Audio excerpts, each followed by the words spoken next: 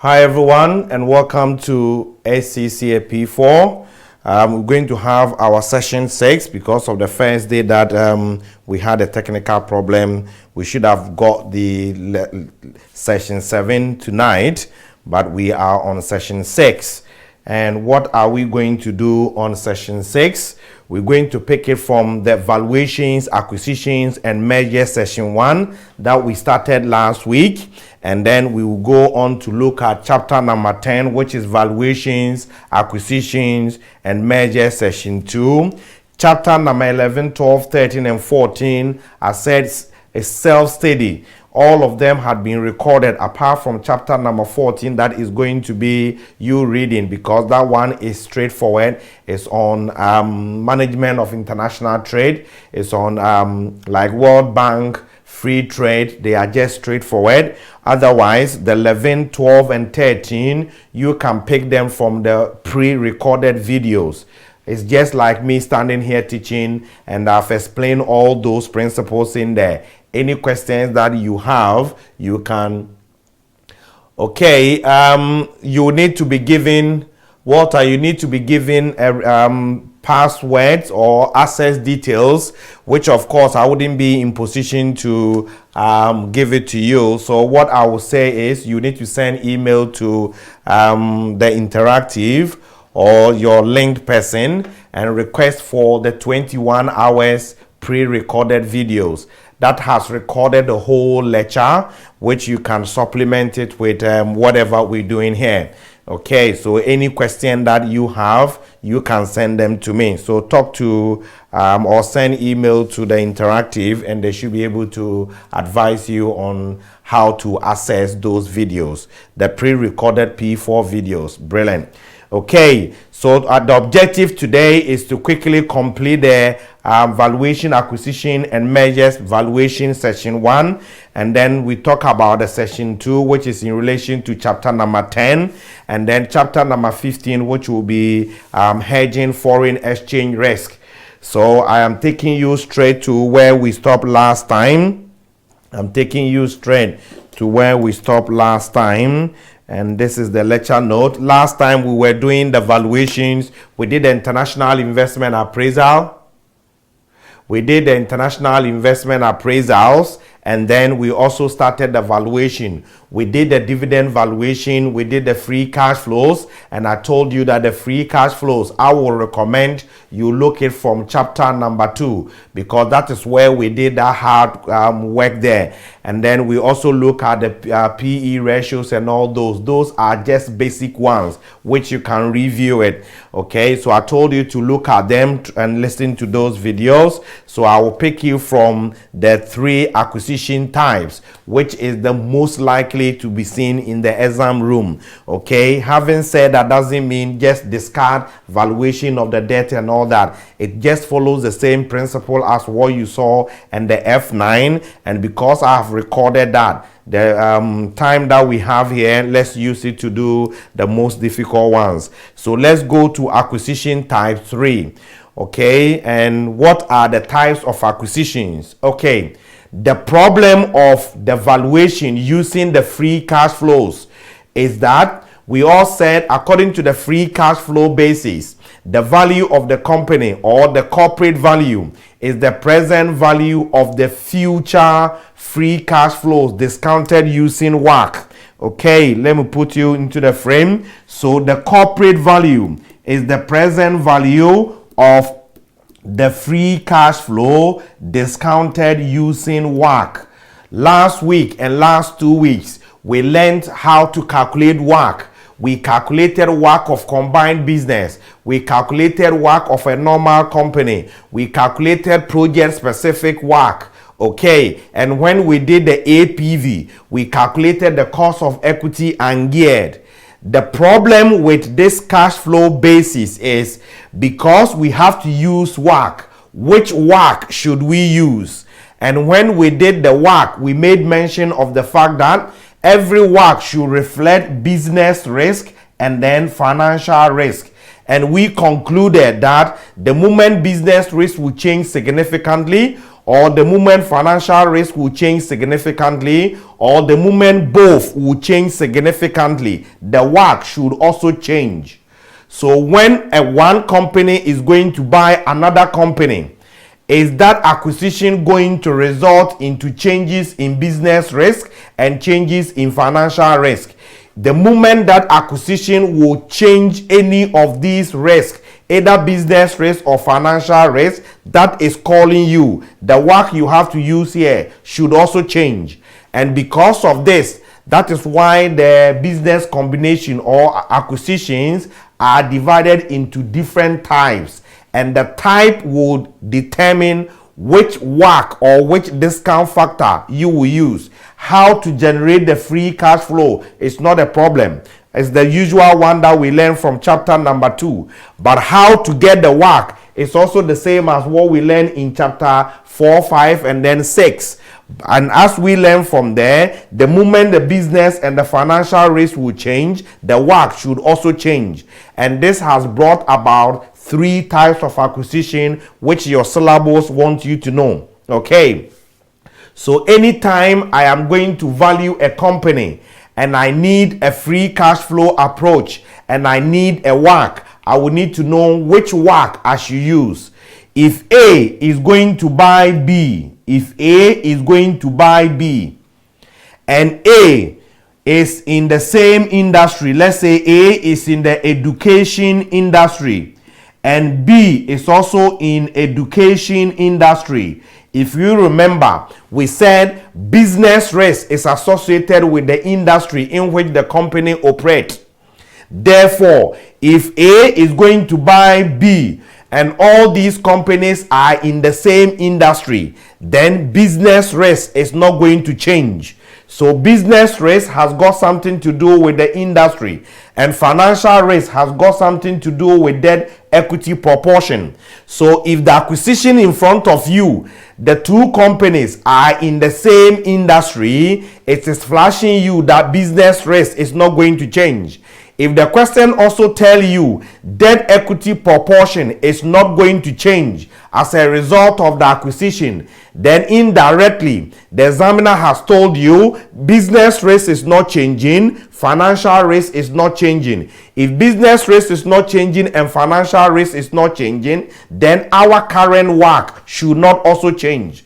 Because the moment any of those risks will change, that is when the WACC should also change. So if business risk is staying constant, financial risk is staying constant, our current WACC is appropriate. And that is what they refer to as acquisition type 1. So acquisition type 1, both business risk and financial risks are not changing. And if they are not changing, then the WACC I can use could be our current WACC. The WACC I can use will be our current WACC. So the present value of the future cash flows, those cash flows will be discounted using our current WACC. And that is what we've been doing so far up to now.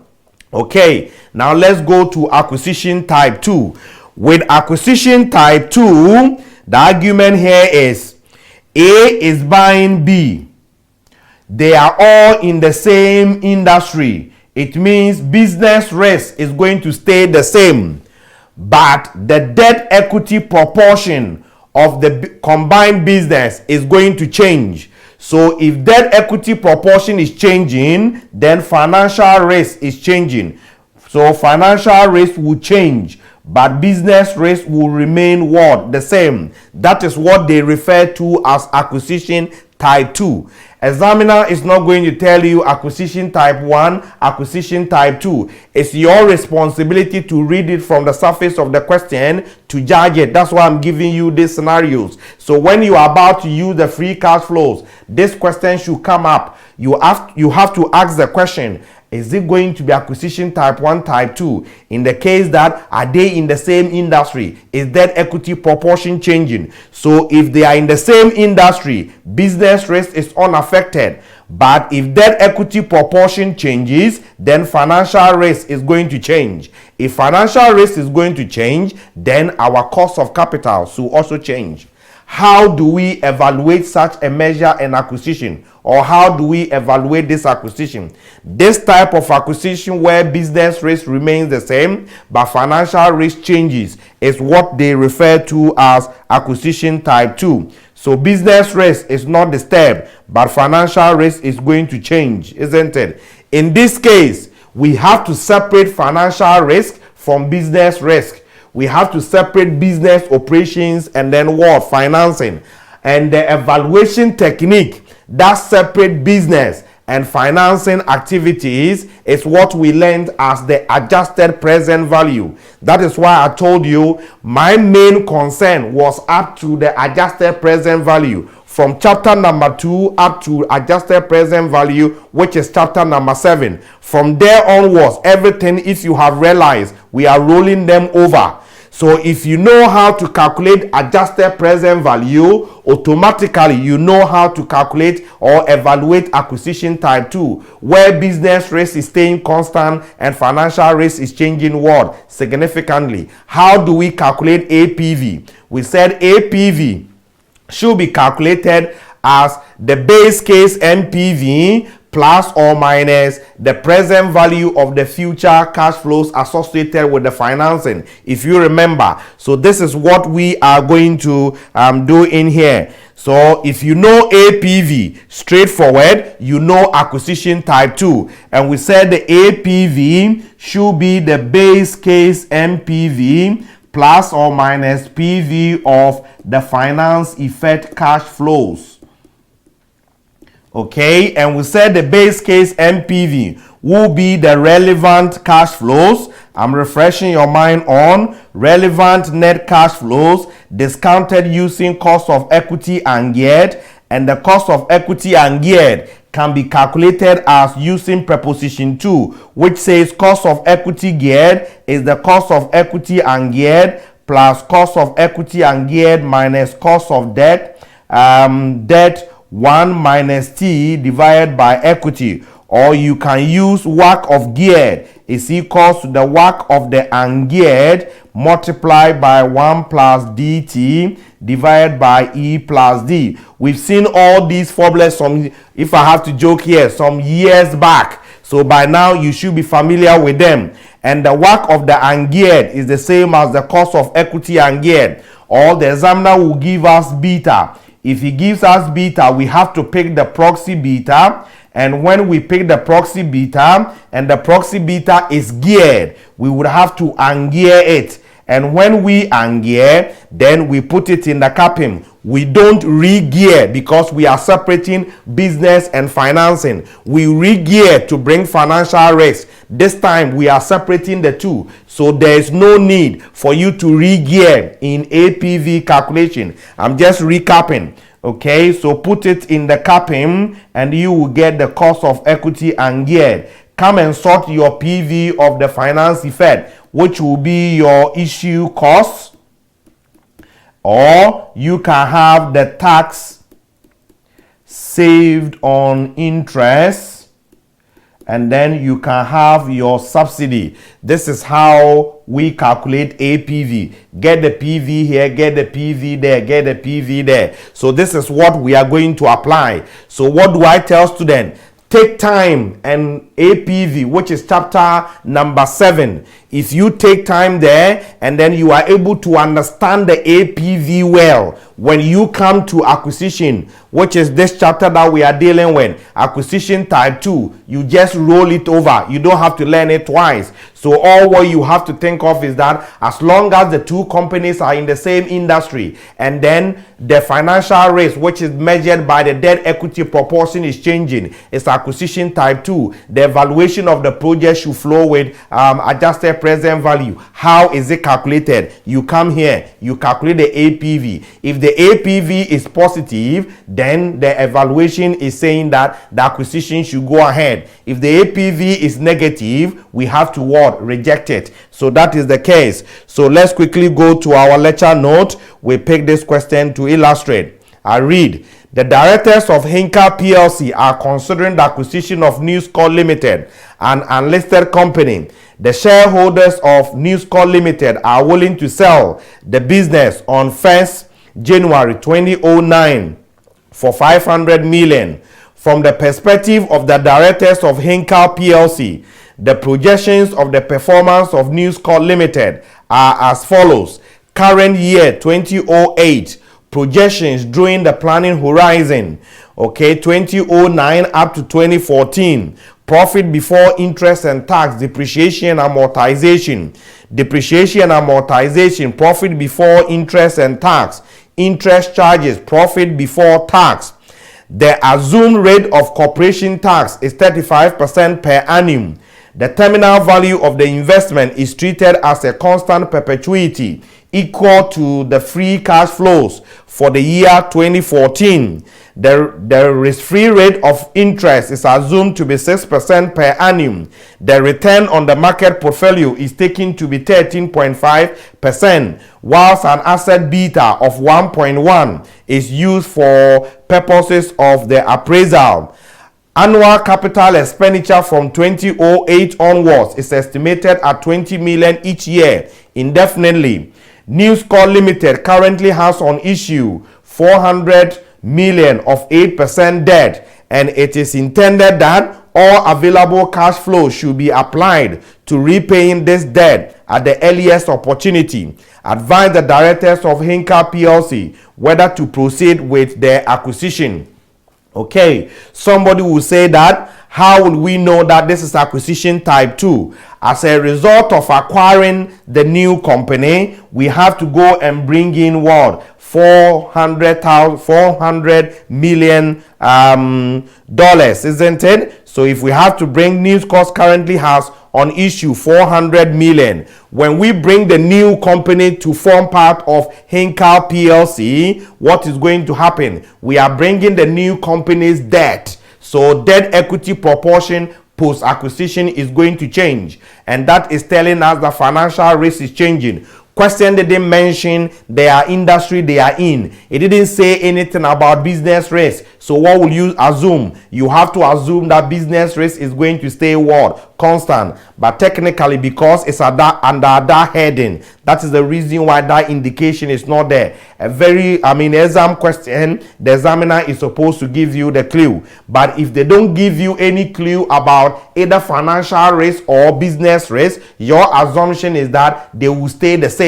Okay, so here I haven't got anything about business risk. I'm assuming it's staying the same, but I've got something about change in the debt equity because the new company will bring in debt. When they bring in debt, my debt equity proportion will change, and the moment the debt equity proportion changes significantly, financial risk has changed. So the basis is financial risk has changed, business risk is remaining what? The same. It meets the definition of acquisition type 2. Therefore, I have to evaluate it on the basis of what? APV. How will I get APV? APV is calculated as the relevant net cash flows discounted at cost of equity to get the base case NPV.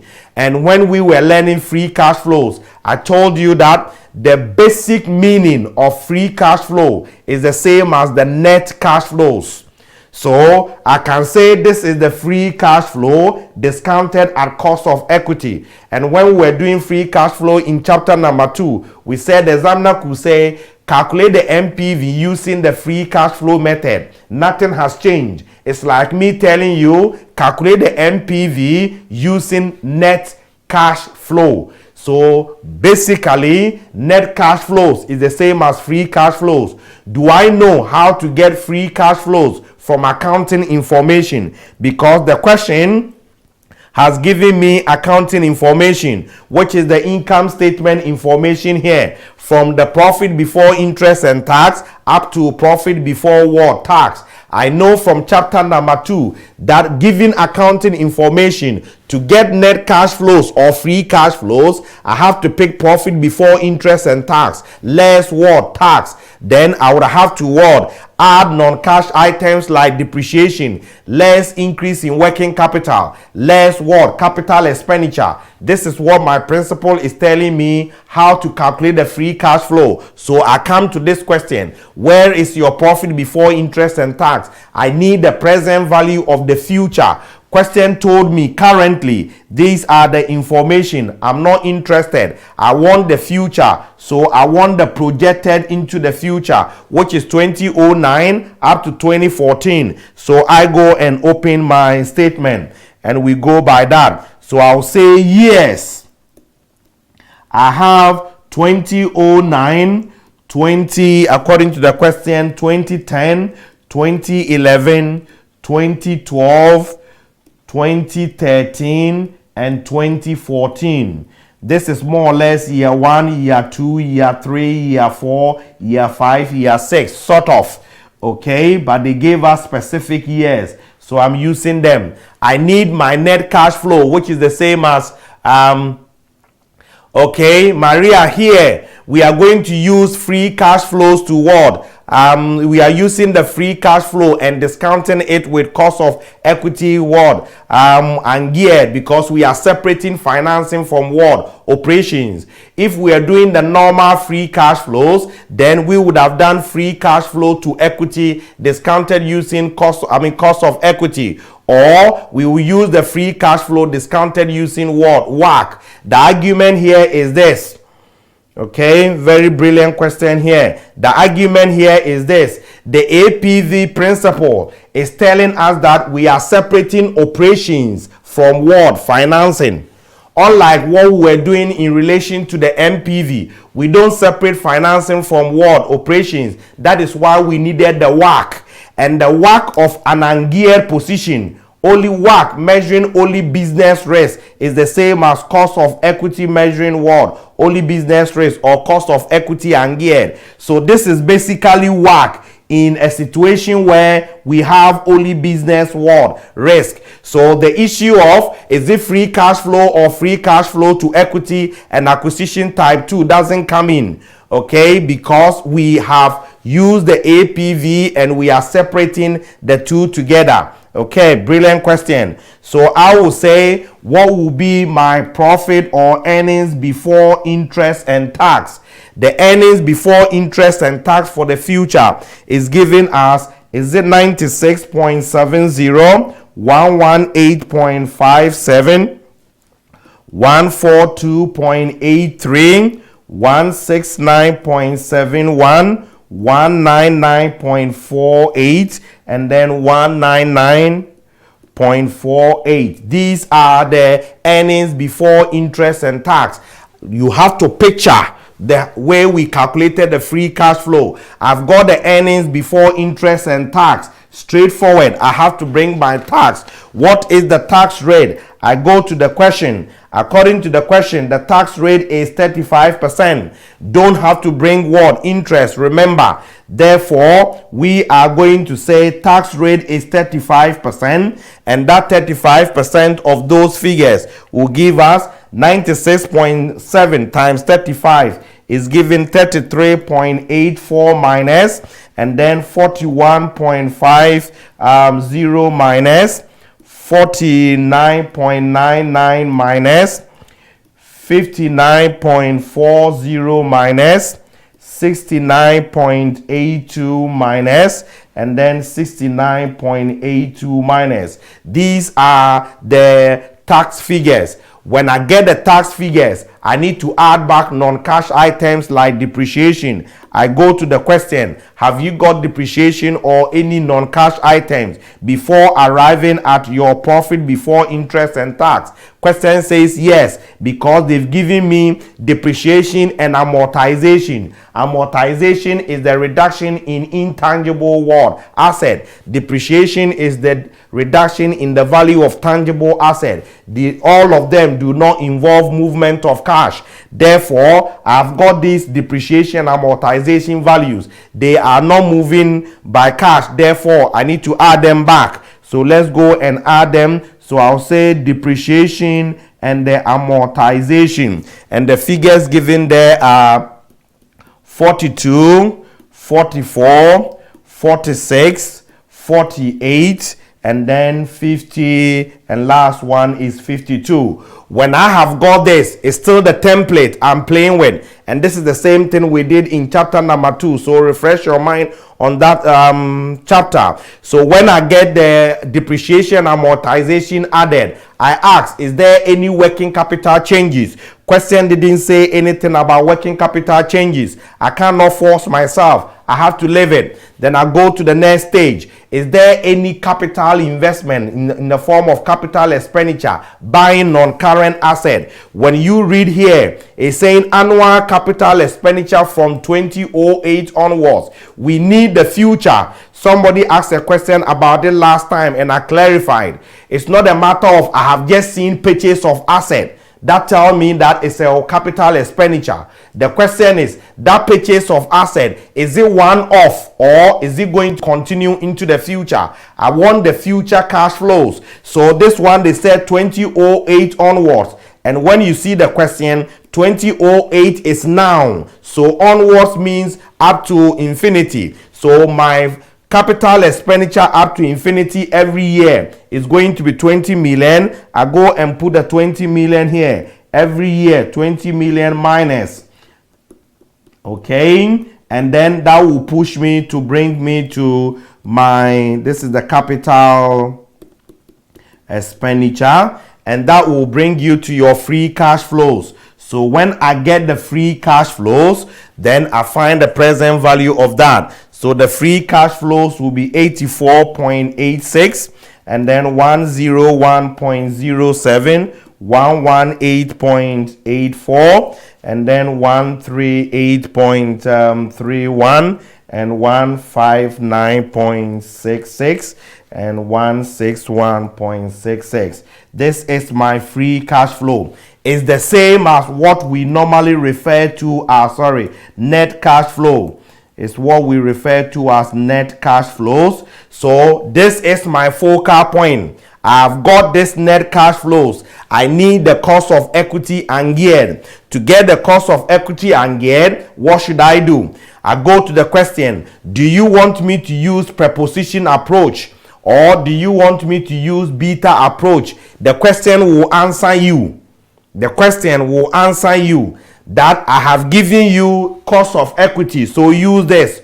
Or I have given you WACC, so use that. Or I have given you beta, so use this. So let's go to the question and see which one was given to us. If you come here, they said, whilst an asset beta of 1.1 is used for purposes of the appraisal. So if it is 1.1, as a beta, then the examiner is expecting me to go by the beta approach. So I have to pick that proxy beta. If that proxy beta is geared, then I would have to ungear it before I will put it in the capping. So I will leave space here and I will say, let me go and calculate my cost of equity ungeared. So my cost of equity ungeared, I will use the capping approach, which is the risk-free plus the beta market return minus the risk-free. So I'll say, what is the proxy beta? The proxy beta is given to me as 1.1. When I pick that 1.1, I need to ask myself, this 1.1 beta, are you geared or are you ungeared? Question told me it is asset beta. And we all learned last week or last 2 weeks that asset beta measures only business risk. And any beta that measures only business risk is also called an ungeared word, beta. So if the examiner had given me the ungeared beta, which is also called the asset beta, there is no need for me to think about what? Ungearing it, because he had ungeared it for me. So once this is the asset beta, or in other words, equity beta ungeared, no need for me to ungear. So I have to put it in the capping formula to get the cost of equity ungeared. And according to the question, where is the risk-free rate? Question says that the risk-free rate of interest is 6% and the market return is 13.5%. So I'm going to have 6% plus 1.1 into bracket 13.5% minus what? The 6%. what will be my cost of equity? And that cost of equity is 14.25%. Then I have to go back.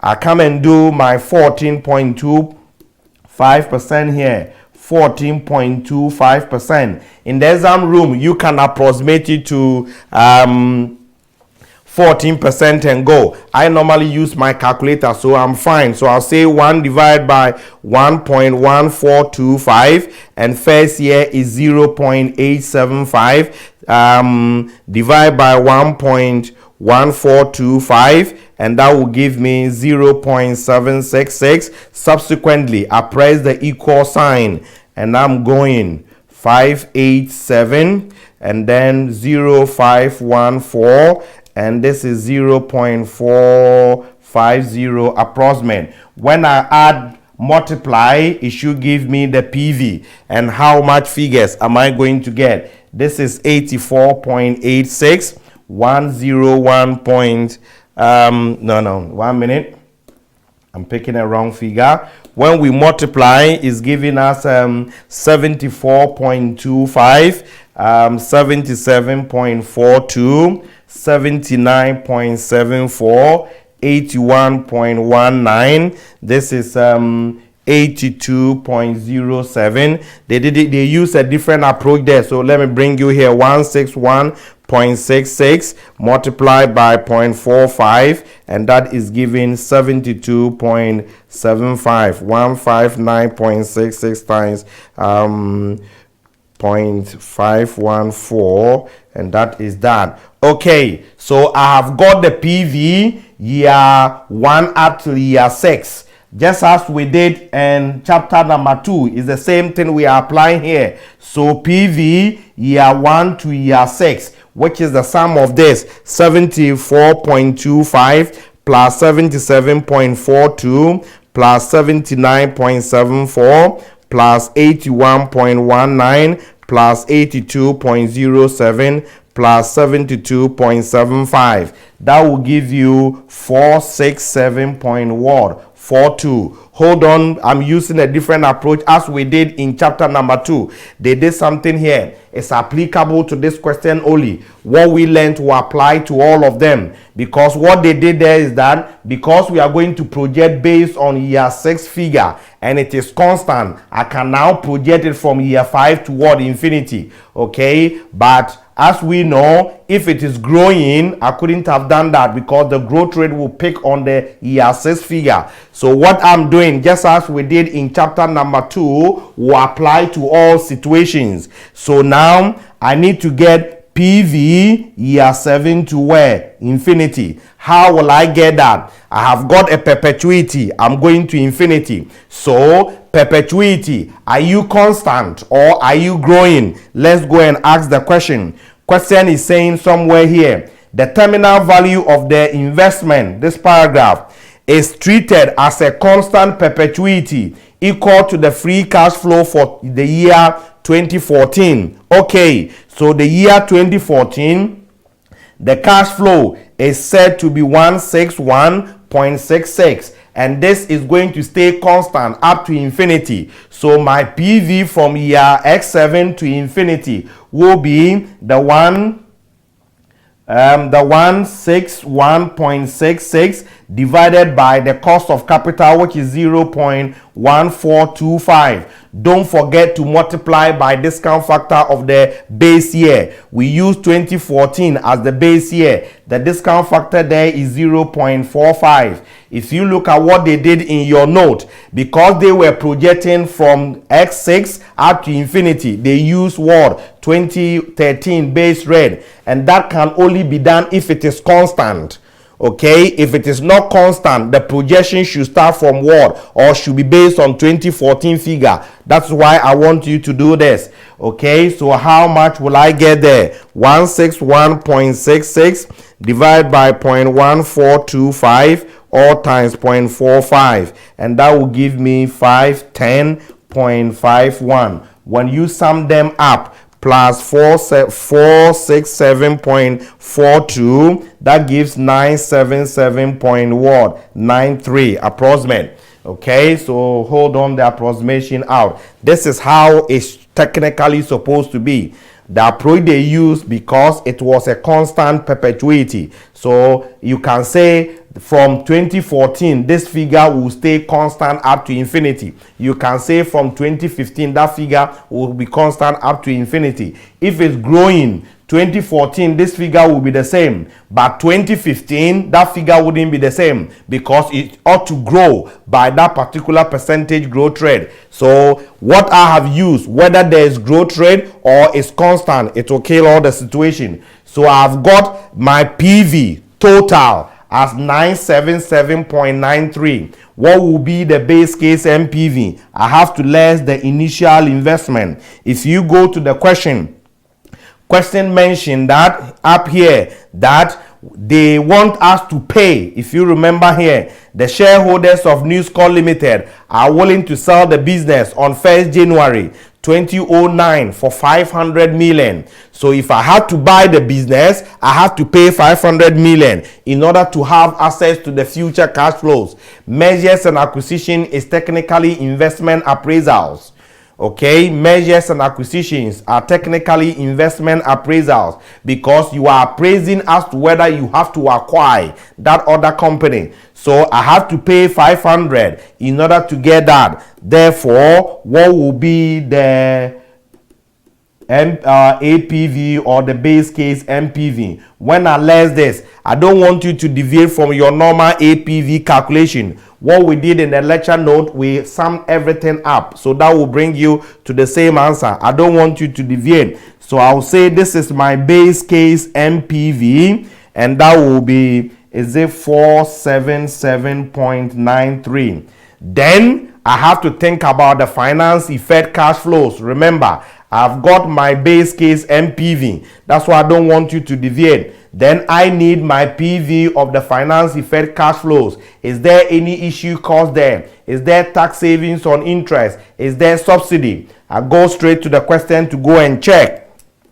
In the question, there is no issue cost, there is no subsidy, but I can see interest charges, and the interest charges are this, that, and that for the respective years, 2009 up to 2013. The moment I pay interest, it should save me what? Tax. What will be the tax savings?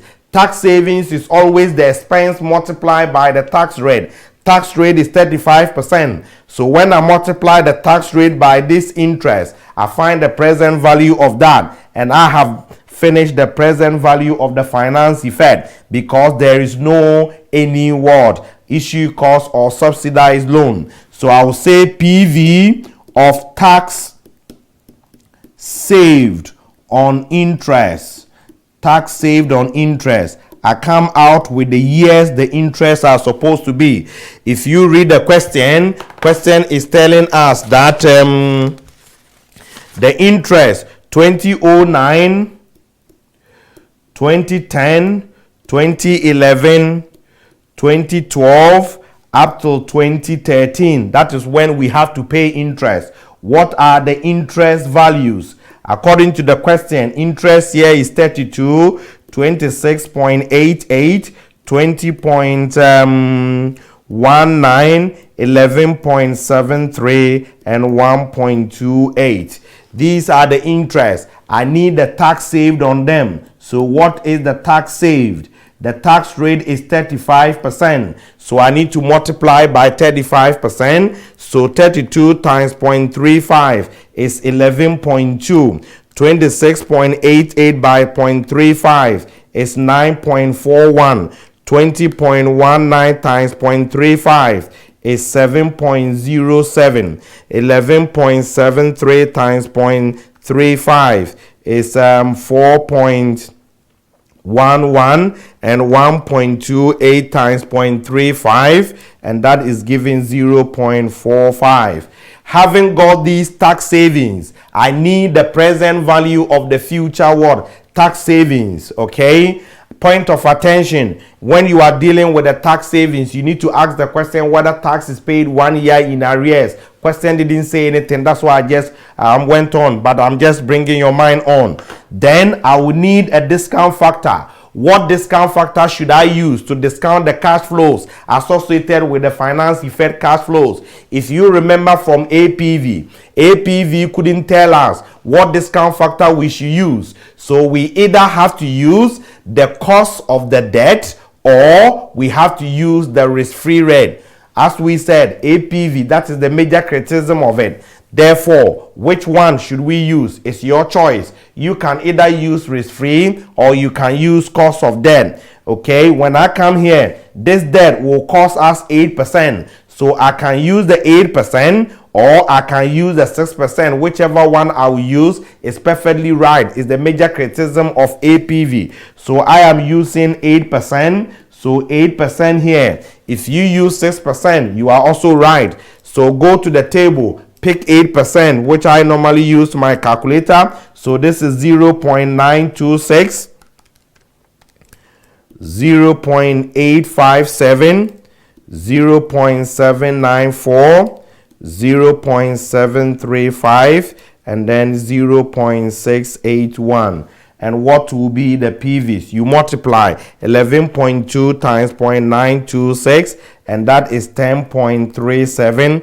0.857 times 9.41, and that is 8.06. 0.794 times 7.07, and that is 5.61, and then 0.735 times 4.11, and that is 3.02. 0.681 times 0.45, and that is 0.31. Sum them together, and that is 10.37 plus 8.06 plus 5.61 plus 3.02 plus 0.31, and that is 27.37. So if this is the PV of the tax savings on interest, then I will add 27.37 to the base case MPV. This is where my focal point is. I've got the base case MPV. This is not applicable. This is not applicable. Only this is applicable. So my PV of the finance effect will represent only the tax savings on what? Interest, PV of it.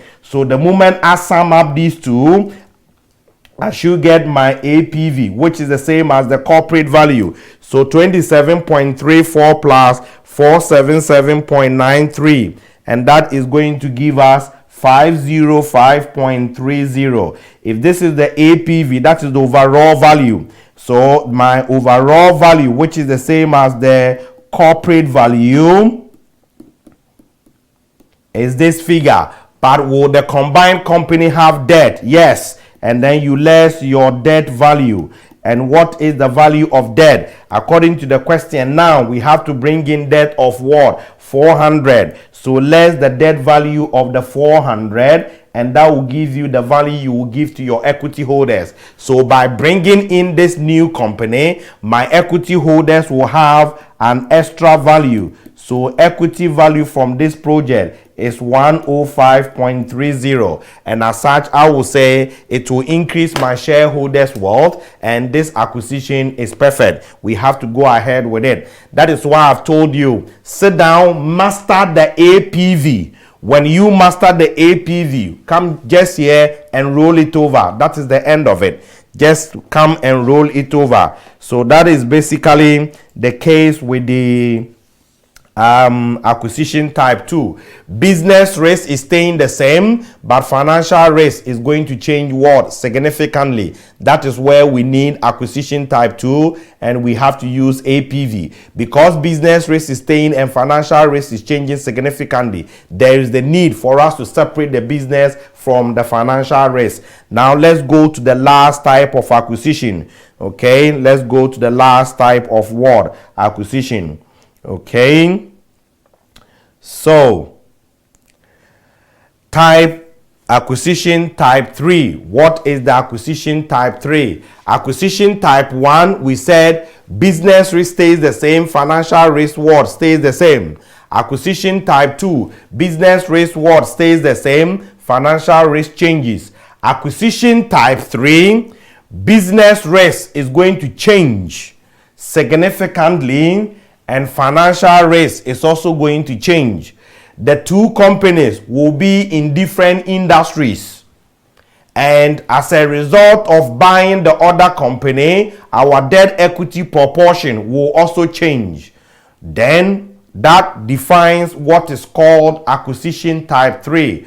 Both business risk and financial risk are changing, and that is acquisition type 3. How will I get the value of the business? The value of the combined business will be, as we said, is the present value of the free cash flows, is the PV of the free cash flows. We discounted the free cash flows using what? WACC. Now business risk is changing. Financial risk will also change. So what will be the WACC of the combined business? The WACC of the combined business, the new business, is calculated the same way we calculated the WACC of combined activities. The WACC of combined activities, if you remember, we said the company is doing activity A and is also doing activity B. Now, it's not activity. We have company A and company B coming together. And when they come together, they will form what is called company AB. Therefore, the WACC of company AB is the WACC of the combined world business. And how do we calculate that? Sit down at WACC of combined activity. If you have got it right, just come here, roll it over. How to get the free cash flows? Everybody know how to calculate the free cash flows from profit before interest and tax, add non-cash items, less working capital increase, less capital expenditure. You come and get your free cash flows. You go and calculate the WACC of the combined business, the same as WACC of combined activity. Discounted, you get the value of the combined business. That's the end of the case.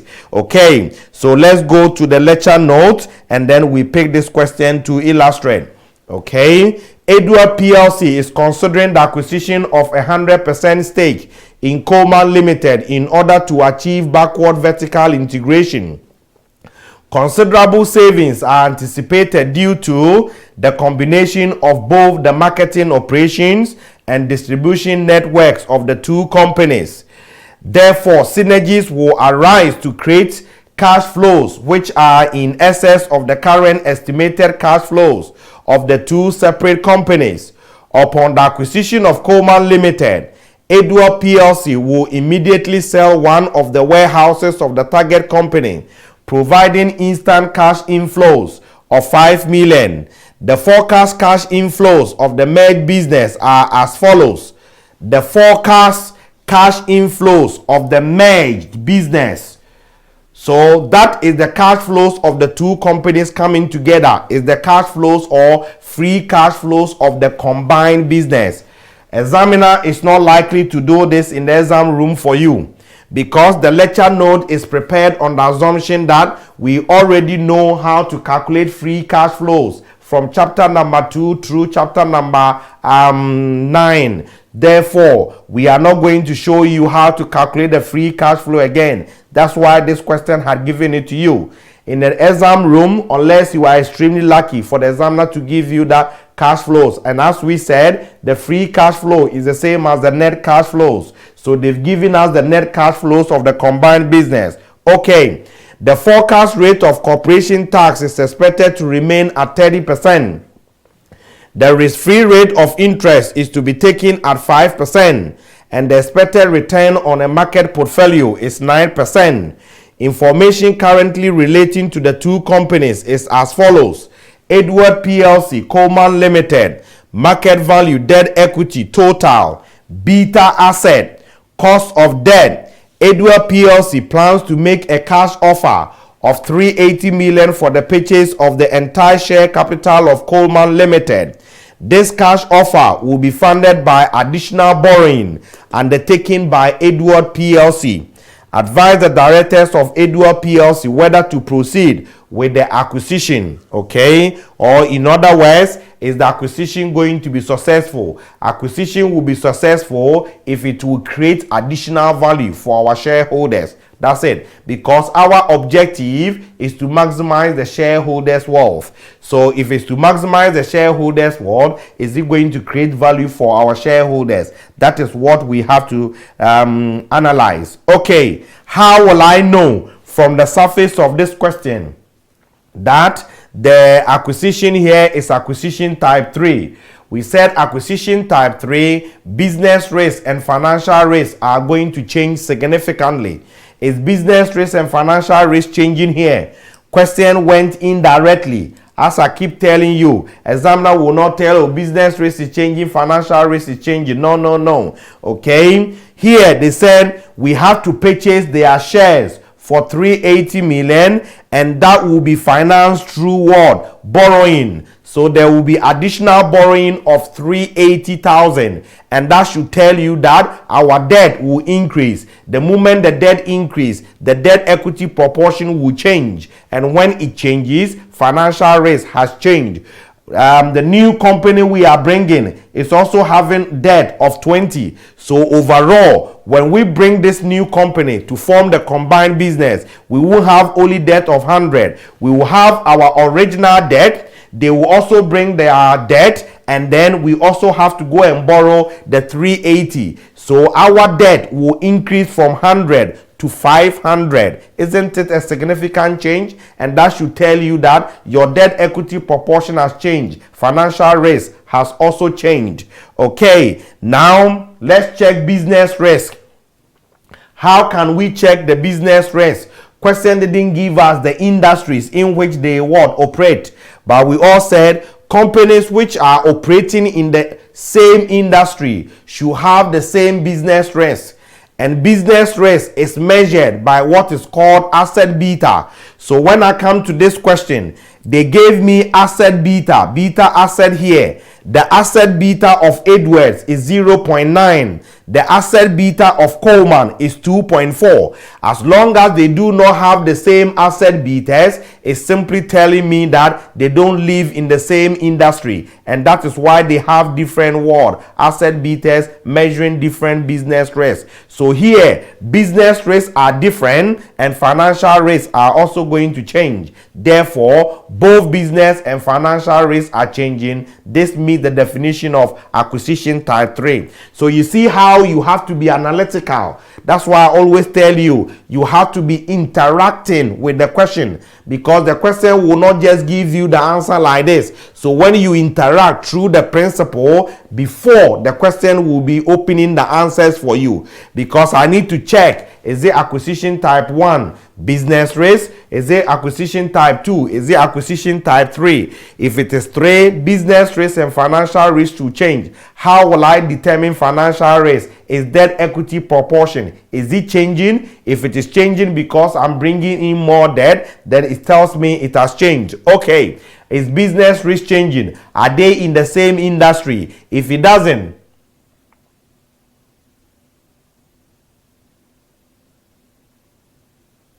okay, that is another way you can also bring it. That is another way. But what is more important is that you have to check the industry, and you also have to check what their betas. You can check based on their betas. Okay, vertical integration, probably I am buying my supplier. If I'm buying my supplier, we might be in the same industry. Maybe my supplier produces and sell computers, I also buy the computers and sell them. We might be in the same technology industry. So the key thing here is, are they having the same asset betas? The examiner will give you a clue. Okay, the examiner will give you a clue either through the asset beta or through the industry. Okay, so here, what should we do? If it is acquisition type 3, the value of our company will be the present values of the future cash flows of the combined business discounted using what? The WACC of the combined business. How do we calculate the WACC of the combined business? Just as we did with respect to what? WACC of combined activities. We said WACC will always reflect your business and financial risk. So my WACC, I'm just refreshing your mind on what we did earlier on the WACC of combined activities. My WACC should reflect my business risk and financial risk. My business risk, because now I have two businesses or two companies or two activities. I will face business risk in Edward's business, and I will also face business risk in Coleman's business. And this financial risk will reflect debt equity of my new business. Okay, how will I get the business risk of Edwards? Get the business risk of Coleman? I have to go to the industries in which these two companies are operating in order to go and look for a beta. When I get those betas, and those betas are geared, I don't need the geared, I need the ungeared. So I need to ungear them. When I ungear them, I will get the asset beta for this, I will get the asset beta for that. That measures the business risk. Then my overall business risk will be the combination of two. And if you remember, I told you, you don't just add them. You have to find the weighted average, because you are not doing 100% of them. So you have to find the weighted average to get what is called the combined asset beta. So when I get the combined asset beta, then I come and ask myself, is my new company going to have debt? If they're going to have debt, then I will face financial risk. I have to re-gear. When I re-gear, I put it in the capping and I'll put it in the WACC to give me the combined WACC. And that combined WACC is what I have to use to discount the free cash flows in order to get the corporate value. So this is what we are going to do. So first, I have to pick proxy betas from the industries in which each of them operating. I've got Edwards and I've got Coleman.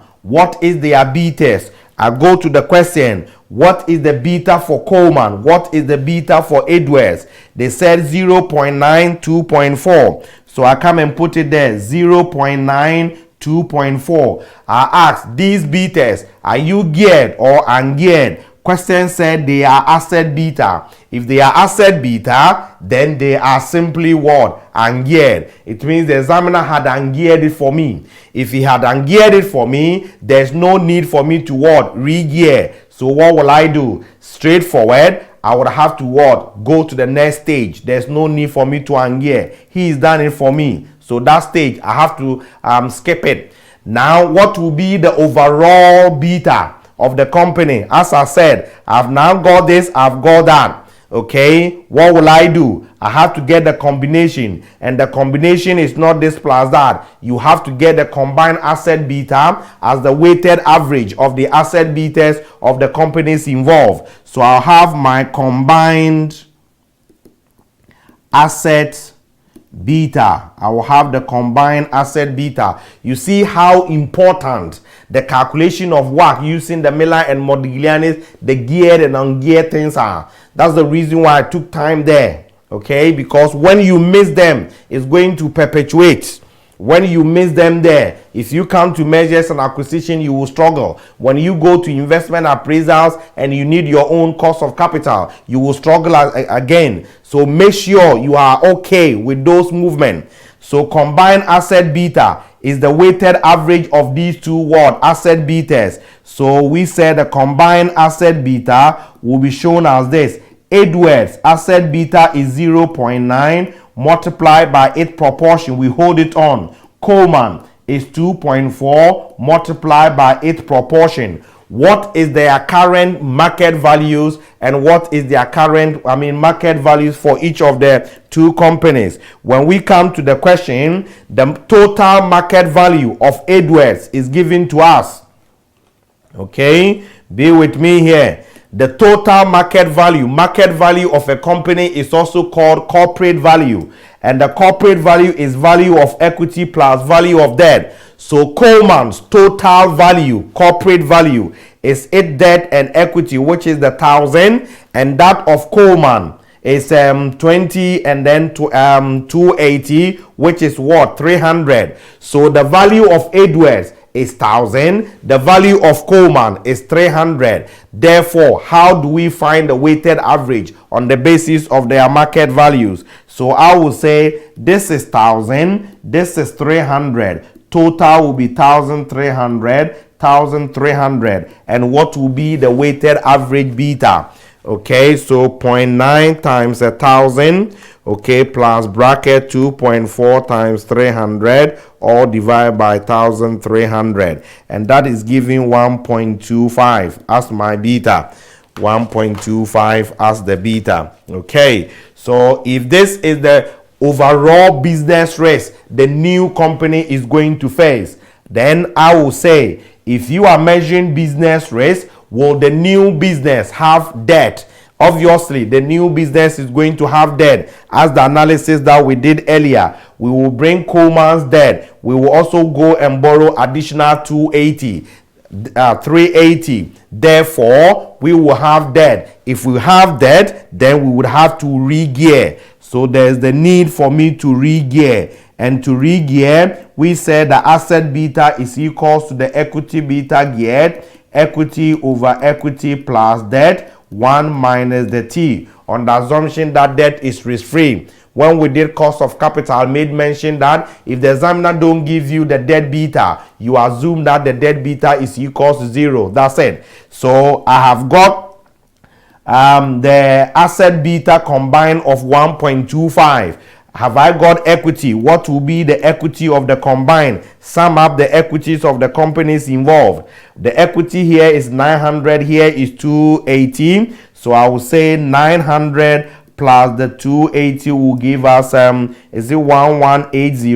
What will be the debt? Coleman was having 20. Edward was having 100. We have to go and borrow 380, and that is the 500. So getting these two values, I put them in the formula. 1.25 should be equal to the equity beta geared. The equity is 1180. 1180 plus what? 500. Don't forget the tax.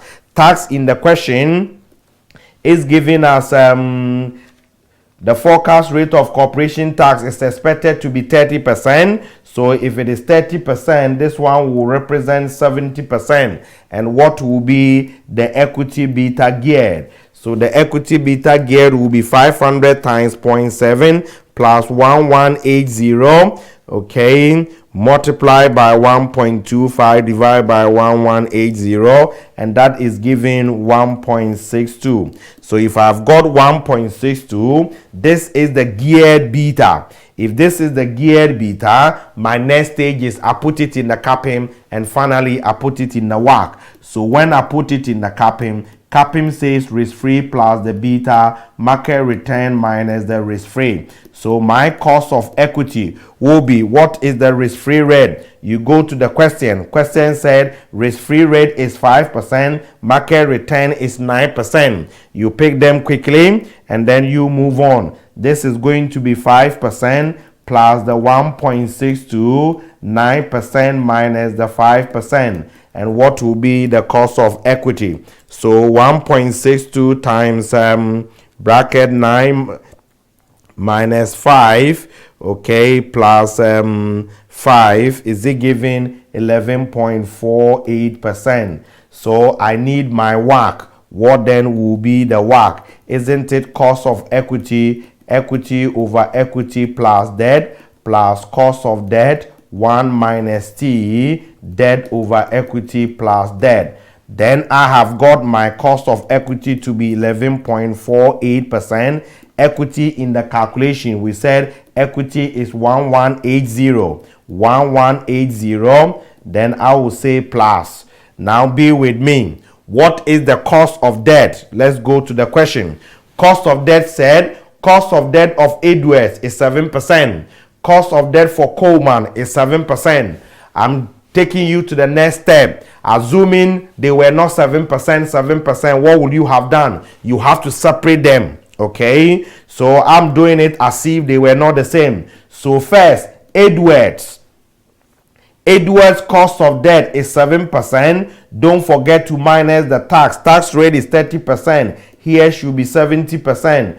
Okay, Then I will say Edward's debt. Come here. This debt we got. Edward was having this 100, and then he also went in for additional debt of what? 380. So Edward's debt will total 480 plus what is Coleman?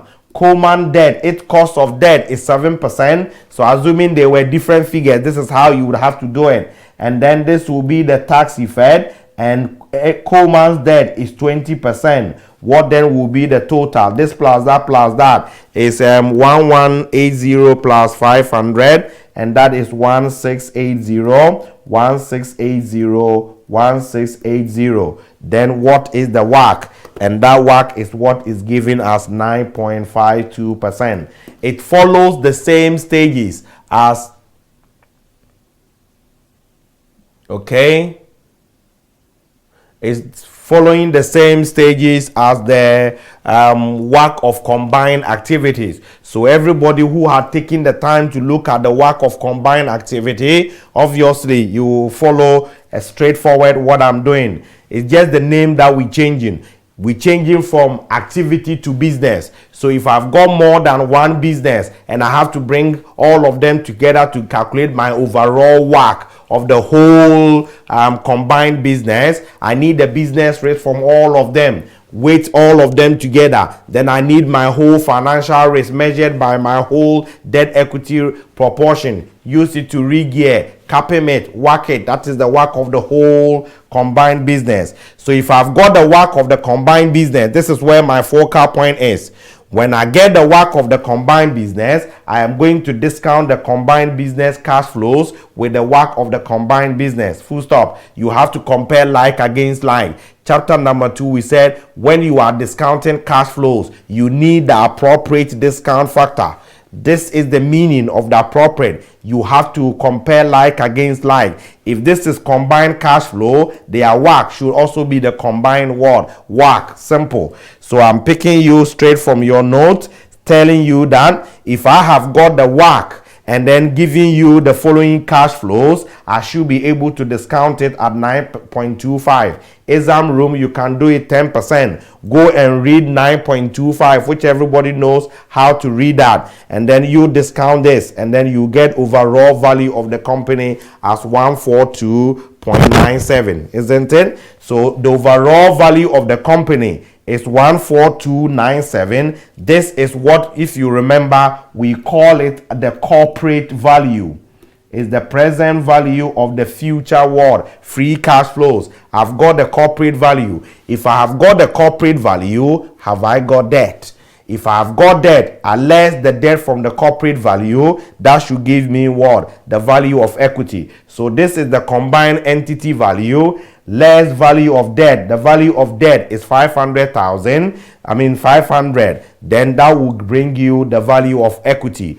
Coleman, have we increased their shareholders' wealth? If you look at the question, Coleman, Edwards, that is the parent company. Edwards equity before was 900, and now if it is gone to 922.76, then we are making extra value of 22.76. As long as we have increased Edwards shareholders value from 900 to 22.76, we will say we have increased shareholders wealth, and therefore the acquisition to be what? Successful. That is the whole argument. So the problem here, I normally tell students, this chapter, the problem is not in this chapter.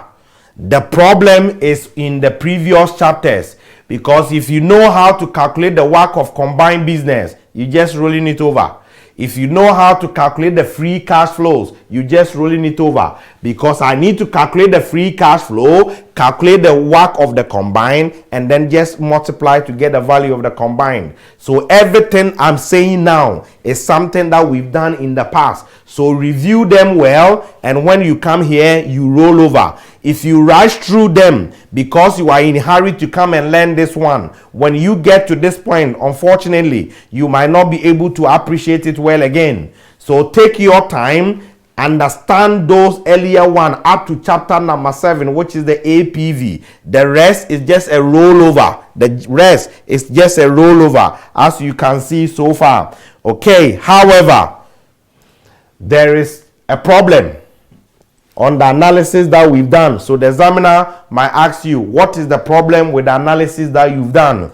And I'm going to bring your mind on. Okay, when we were calculating the WACC, we said the value of equity is 1180. Value of debt is the 500 here. Okay, so when we were calculating WACC, let me summarize it. Debt was 500, equity was 1180.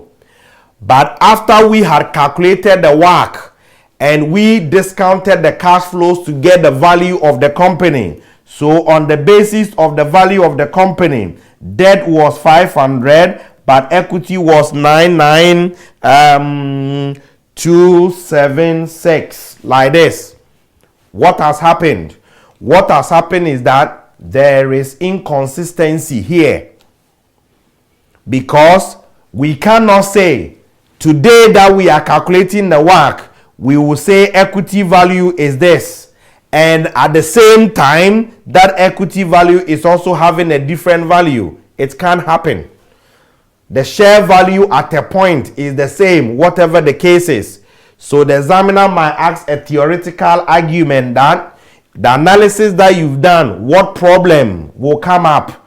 The problem that has come up here is that the debt equity proportion that was used to calculate the WACC should have given us a market value that will also have the same debt equity proportion as the WACC that we used. But unfortunately, the debt equity proportion we use for the calculation of WACC is not consistent with the debt equity proportion that came out as the market value. You haven't yet appreciated this, that to calculate WACC, I need market value. To calculate market value, I also need WACC. In simple terms, to calculate value, I need cost of capital. To calculate cost of capital, I need what? Market value. Simple example I can use to illustrate is this. When you calculate cost of equity using the dividend valuation, we said if the dividend is constant, then my market value will be equal to D divided by cost of equity. So to calculate this value, I need this cost of equity.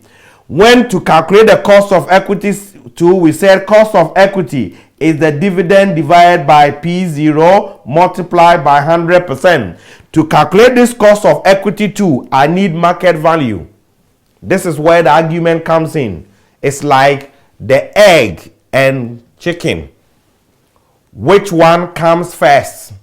Because A depends on B, B depends on C. So that is the problem that has come up.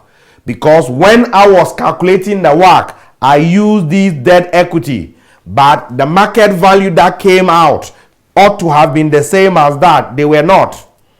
So there is a problem here. The problem is simply there is inconsistency in the market value used to calculate the WACC and the market value that came out on the basis of what? Using the WACC to discount the cash flows. So what should we do? So the examiner will ask you, what is the problem here? The problem is simply the inconsistency, and he will go further to ask you, how will you resolve this problem?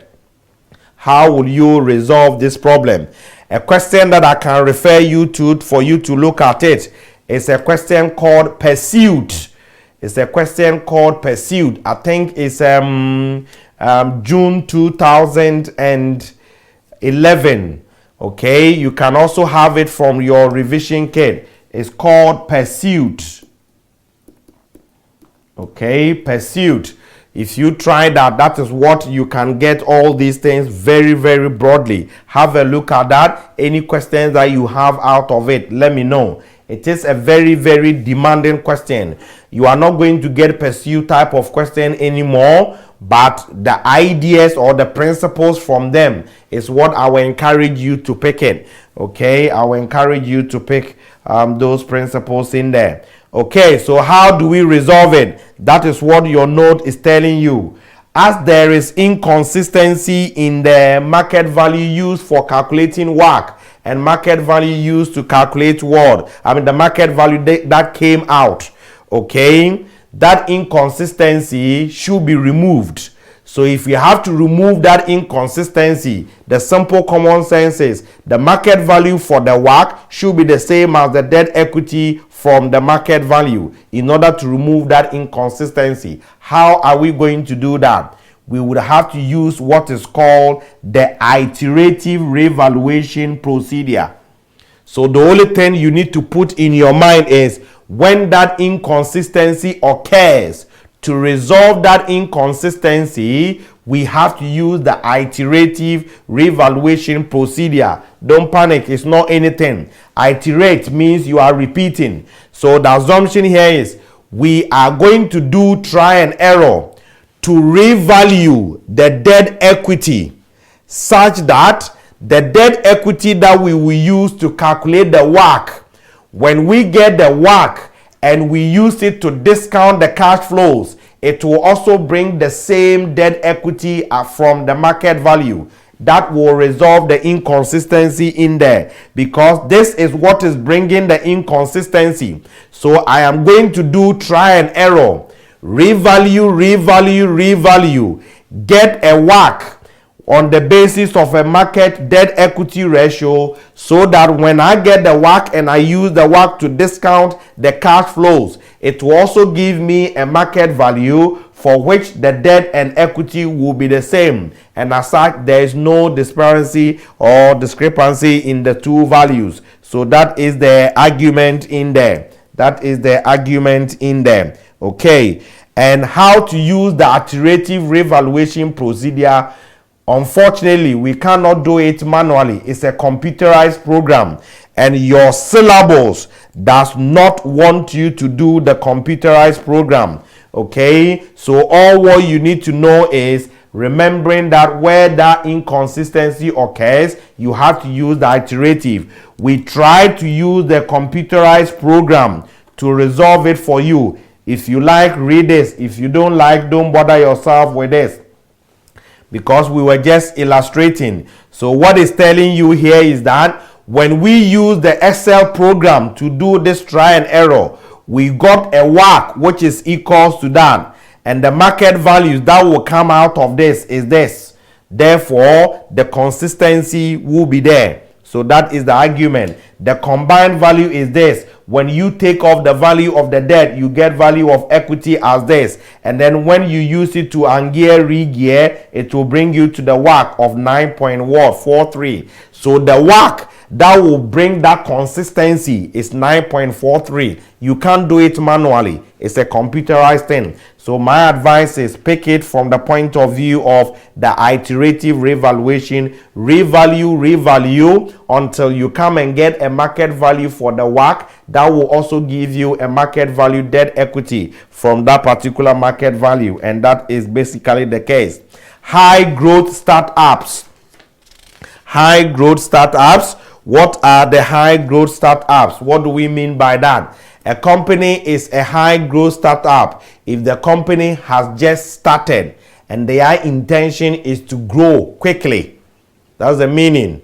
Your syllabus just want you to appreciate the difficulties that companies might go through, or the difficulties that you go through in valuing a company that has just started and its intention is to grow quickly. How are we going to appreciate the problems? In order to value companies, we have valuation techniques like the PE ratio method. And according to the PE ratio method says PE ratio multiplied by earnings per share is equals to market price. Companies which have just started are likely to be making what? Losses. So when you making losses, you have loss per share multiplied by PE ratio. Loss per share means it's a minus. It means the market price will be a minus. When I'm going to buy your company, you have to pay me. That will be very interesting, isn't it? Therefore, if the company has just started, for instance, making losses, it's not appropriate for us to use the PE ratio, because that method will result into a negative word, market price, and that doesn't exist. Okay, same argument. Companies which have just started, even if they would have to what?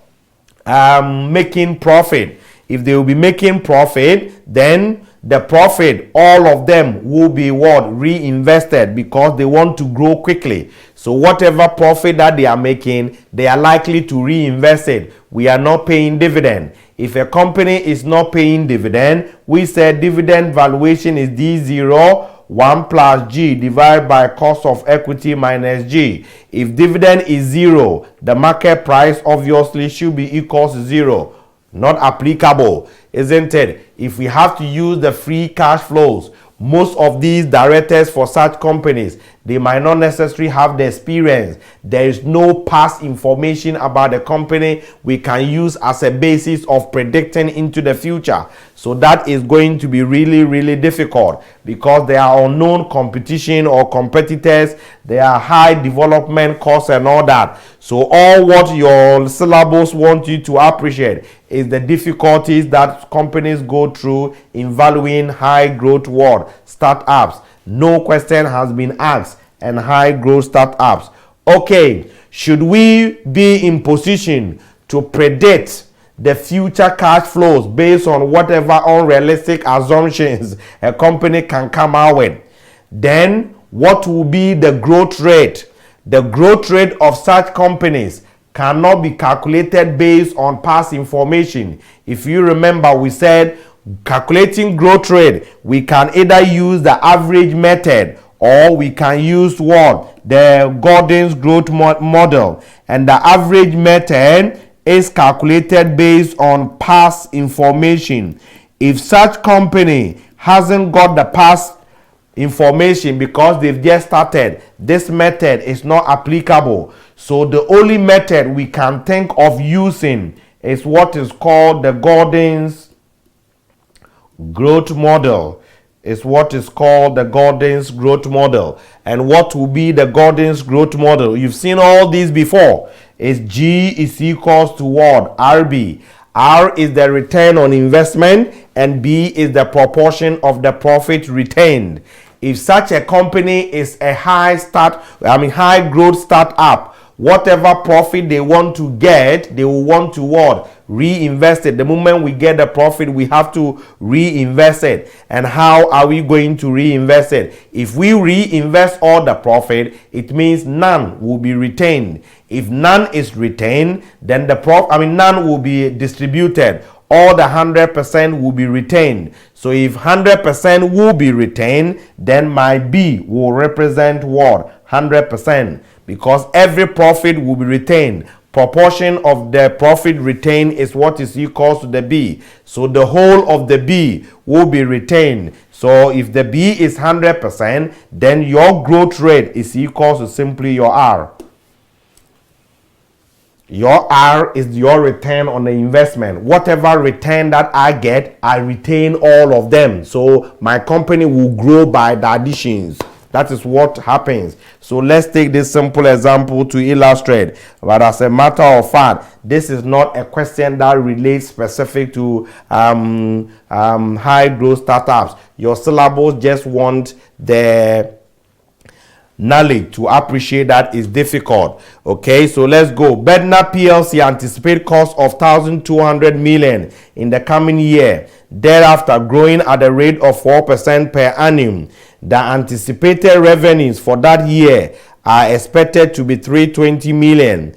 The company expects to achieve a return on reinvested funds of between 16% and 18% per annum. Furthermore, the directors of Bednar PLC do not anticipate the payment of any dividend for the foreseeable future.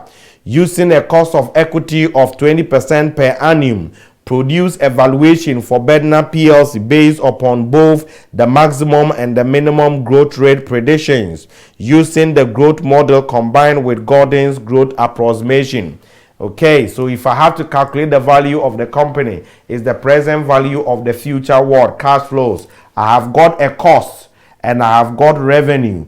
Cost is increasing by 4%. By point of attention, question is saying that 1,200 is in the coming year. It's next year. And if you remember, we said the D0, 1 plus the growth rate is the same as D1. And D1 is the next year's. So when the question say the cash flow next year is that, it means they have already grown it for you. You do not have to grow it again. Okay, the same thing applies to revenue, and revenue will increase as a new growth rate, either at 16% or what, 18%, as long as they are not going to pay any dividend for the foreseeable future. It means whatever profit they will get, they have to reinvest everything. So the proportion of the profit retained is 100%. Your growth rate should be equal to your return on investment, which is given to you. So I will say here, straightforward, if my growth rate or my return on investment is 18%,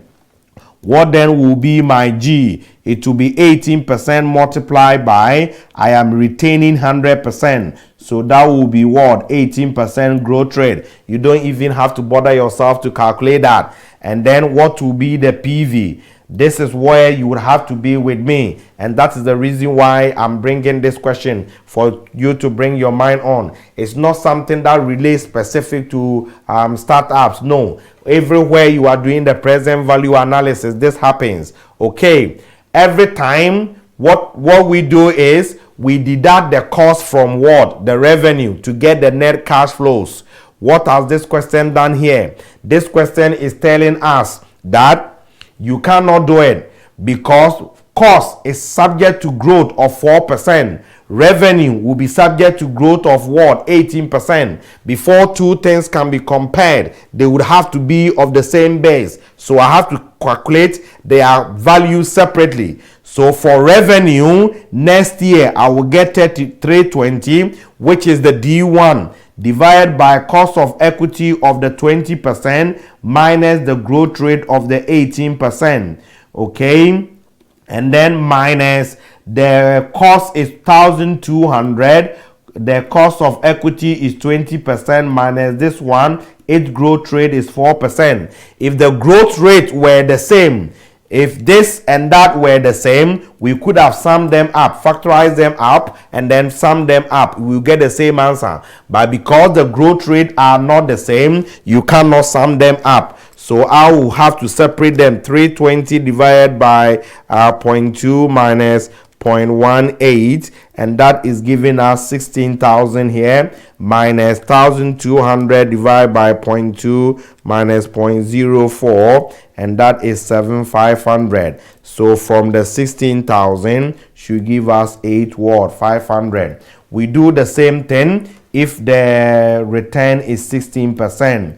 The return being 16%, G obviously should be 16% multiplied by 100%, and that is 16%. What is the PV? I will have 320 divided by 20% minus 0.16 minus 1,200, 0.2% minus 0.04, just as we've done here. This one will bring you to 75, and then 320 divided by 0.2 minus 0.16, and that is what? 8,000, and the market value will simply be what? 500. It's just showing you something. So that is basically the case. That is basically the case. So we move on to chapter number 10, which I think you can review that one too, because if you go to that chapter, you will see that it is only discussion in there. So I want to use the opportunity to start the hedging, because that is another bigger question that you have to face. So review those chapters that I have referred to the videos for you. So let's go straight to chapter number 15, and I will start with the hedging. So review those chapters I've referred to you to the videos. So make sure you actually listen to them. Okay, if you want to listen to the whole of them, it's also brilliant, because that has recorded all of them, I think, apart from chapter 13 and chapter 20. Otherwise, the whole lecture note is also there, so you can review all of them. Okay, so the technical issues here are what I'm trying to resolve them for you. Okay, so if you come here, they are all notes that you can just review from the discussion. There's nothing technical in here. So let me take you straight to chapter number 15. And chapter number 15, we're going to start with the hedging. Okay, you can't go to P4 exams without hedging. No possible way. So let me try and use the time to address those ones. So when we go to chapter number 15, it's going to be hedging foreign exchange risk. Hedging foreign exchange risk. What is the meaning of this? The moment I talk about hedging, you are looking at two things. Either we are hedging interest rate, or we are hedging exchange rate. Okay, examiner used to be doing June currency or exchange rate hedge, and December interest rate hedge, but recently he's messed all of them up. The December 2014, he tested what? Interest rate as normal. So everybody was expecting that the June 2015 should be currency. And unfortunately, he repeated interest rate. And the September exam, if you have read the examiner's report, you will see that he tested the A, currency, and the second one was interest rate colors. So now, I reasonably believe it should be currency. But I don't want you to rely on the currency alone. Even though I do this analysis for my student, what are the likely ones? But I also tell my student, in addition, make sure that the other ones too, you have a look at them. Because just as it happened in the June exams, everybody was expecting the currency to come in the June exams, and he repeated the interest rate. So anybody who didn't revise the interest rate, automatically the 25 marker question, you were out of it.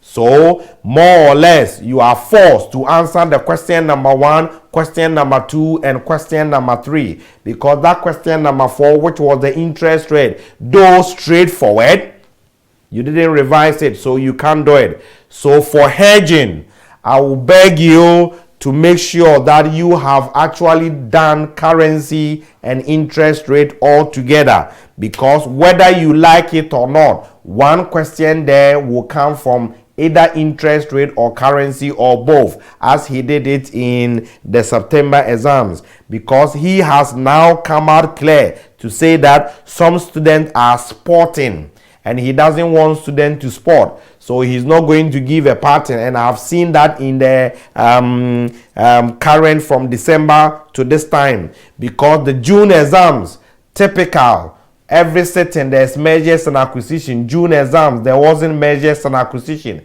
September exams, he did the free cash flow. We were using it to value a company share for listing in a stock exchange, and that is not normally acquisition, even though it's a free cash flow application for the calculation of the value of the company shares for listing. It wasn't measures and acquisition. If you look at the exams in the September, there wasn't any investment appraisals. So that pattern, we are used to that. Oh, every time there's investment appraisals, every time there's this measures and acquisition, is changing. So it's making it a bit tricky here. So I will encourage you to try and review, which I appreciate. You are a human being. It's not every chapter you will actually be so much good at. So those areas that are your stronghold, make sure you hold them strongly. Those areas that you think you are not very okay, do your possible best with it. In case you go to the exam room and they are there, then at least you will be able to do something with it. So hedging foreign exchange risk. I'm going to start from the base because I know some of you haven't done F9 or you got exemptions. Okay, so let's go straight here. Exchange rate. What is an exchange rate? According to your note, exchange rate is the rate at which one currency can be converted toward another currency, which is a perfect definition, but I normally change this. Instead of saying rate, I will say is the price. I will show you later why I want to emphasize on the price. Is the rate that we will convert one currency to another currency. In other words, is the price at which we can convert one currency to another world currency. That is the exchange rate. When you go to the bank, the exchange rates are quoted as variable and base currency. What is the variable currency? They quote one of the currencies per one, just one of the currency, and the other currency will be more than one or less than one. So we have what is called the variable currency and the base currency. And the base currency is what the dealer, which could be the bank, is actually basing his argument on or transactions on. So when I quote $/pounds as 1.5, what have I told you? I've told you that this first currency sign there is the variable currency. And the second sign there after the slash, base, and this is the base currency. So the base currency should always be 1. The variable currency is what is likely to fluctuate, okay? And which is the first currency. So I've told you $/pound means $1.5 is equals to £1. The base currency should always be 1. The variable currency is what is moving. So the variable currency is what is given to you there. The base currency should always be 1. So the meaning of this is $1.5 is equals to £1. Apart from this, the bank will quote bid and offer prices. If we go to bank these days, you don't normally see bid, you don't normally see offer. You see we buy at or we sell at. We buy at or we sell at. Bid is the price the bank is prepared to buy. Buy what? I told you the base currency is what the bank or the dealer is transacting in. So I will buy, the bank will say, we buy at. What currency do we buy at? If I have quoted $/pound, indirectly, the bank manager is saying, my base currency is the pound, so I will buy pounds from you at the $1.5 to £1. Or we sell at, which is the offer, is that he is prepared to sell the base currency to you at that rate to the base currency. So base currency is what he is dealing with. The bid is the rate or the price the dealer is prepared to buy the base currency from you. The offer is the price he is prepared to sell the base currency to you. I know from F9 level, some of you struggle to know when do I have to use the bid and when do I have to use the offer. The common sense here is that look at what is the base currency and what the dealer is going to deal with the base currency. Is he going to take the base currency from you? If he's taking the base currency from you, he is bidding it. If he's giving you the base currency, what English word can you think of again? He is offering you. So when he is giving you the base currency, he is offering. When he is taking the base currency from you, he is bidding. Full stop. The offer should always be greater than the bid because he will want to buy the base currency cheap from you and then sell it to another person at the offer at a higher rate in order to make a profit. That profit is what they refer to as what? The spread. So the spread is the difference between the offer and the bid.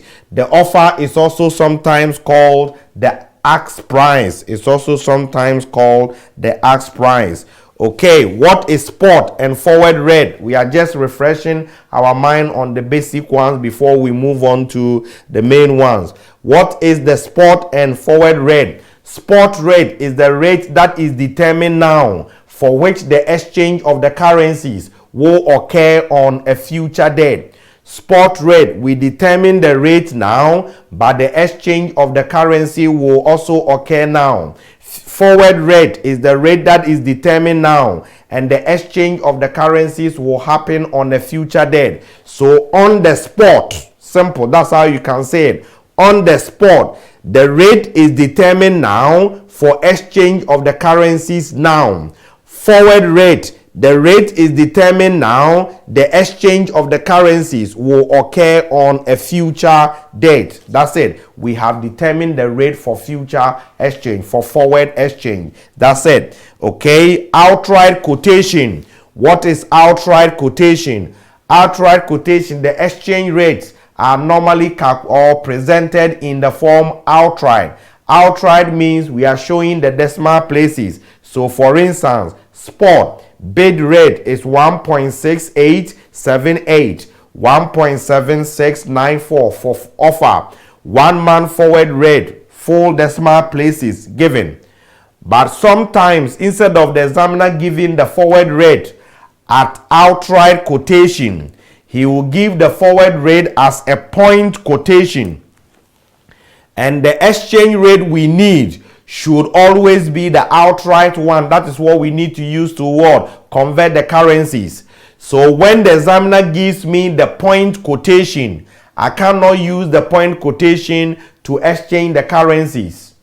It is my job to convert it from the point to what? The outright. And how will I do that? Okay, first, what is a forward rate as a point quotation? The forward rate as a point quotation is a deviation from the spot rate. In other words, when they give you the forward rate as a point, it means the examiner or the person had found the difference between the spot rate and the outright forward rate. That difference is what is given to you as the point. So when they give me the point, they have found the difference between the spot and then the forward outright. So how will I get the outright? I need to either add the point to the spot rate, or I would have to deduct the point from the spot rate in order to get the forward outright, because that point given to me is the difference between the spot outright and the forward word outright. So let's come here. So in this example 3 is spot rate, bid and offer. 1 month forward rate, forget about the premium, I will bring you on that, which is 58 and then 56. What is the meaning of that? You can't say, for instance, if this is dollar/pound, you can't say today the spot rate between the dollar and the pound is 1.44, and in 1 month's time $58 is equals to £1. The examiner has quoted it in what? Point. And when he quotes it in point, another way you can say it, he is going to indicate whether it's a premium or it's a discount, which I'm going to explain. Okay, now forget about the premium and discount for now, and then come here. Once 1 month forward rate is given to me in point, it means they found the difference between the spot rate and the outright forward. That difference is what gave me the 58.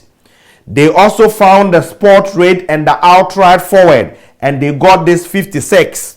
Okay, so for me to get the outright forward rate, I would have to either add this to that, or I would have to deduct. And whether I have to add or I have to deduct depends on whether the currency is at a premium or the currency is at a discount.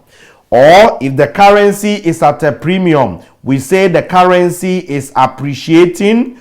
Or if the currency is at a discount, we say the currency is actually depreciating. And I have said this before when we're doing the international investment appraisal. We said when a currency is appreciating, you will need less of that currency for the same amount of the other currency. So when a currency is at a premium, because you will need less, the answer here is it is going to be this minus that. So when it is at a premium, you are going to minus it. When it's at a discount, when a currency is at a discount, you would have to what? Get more. And as such, you would have to add.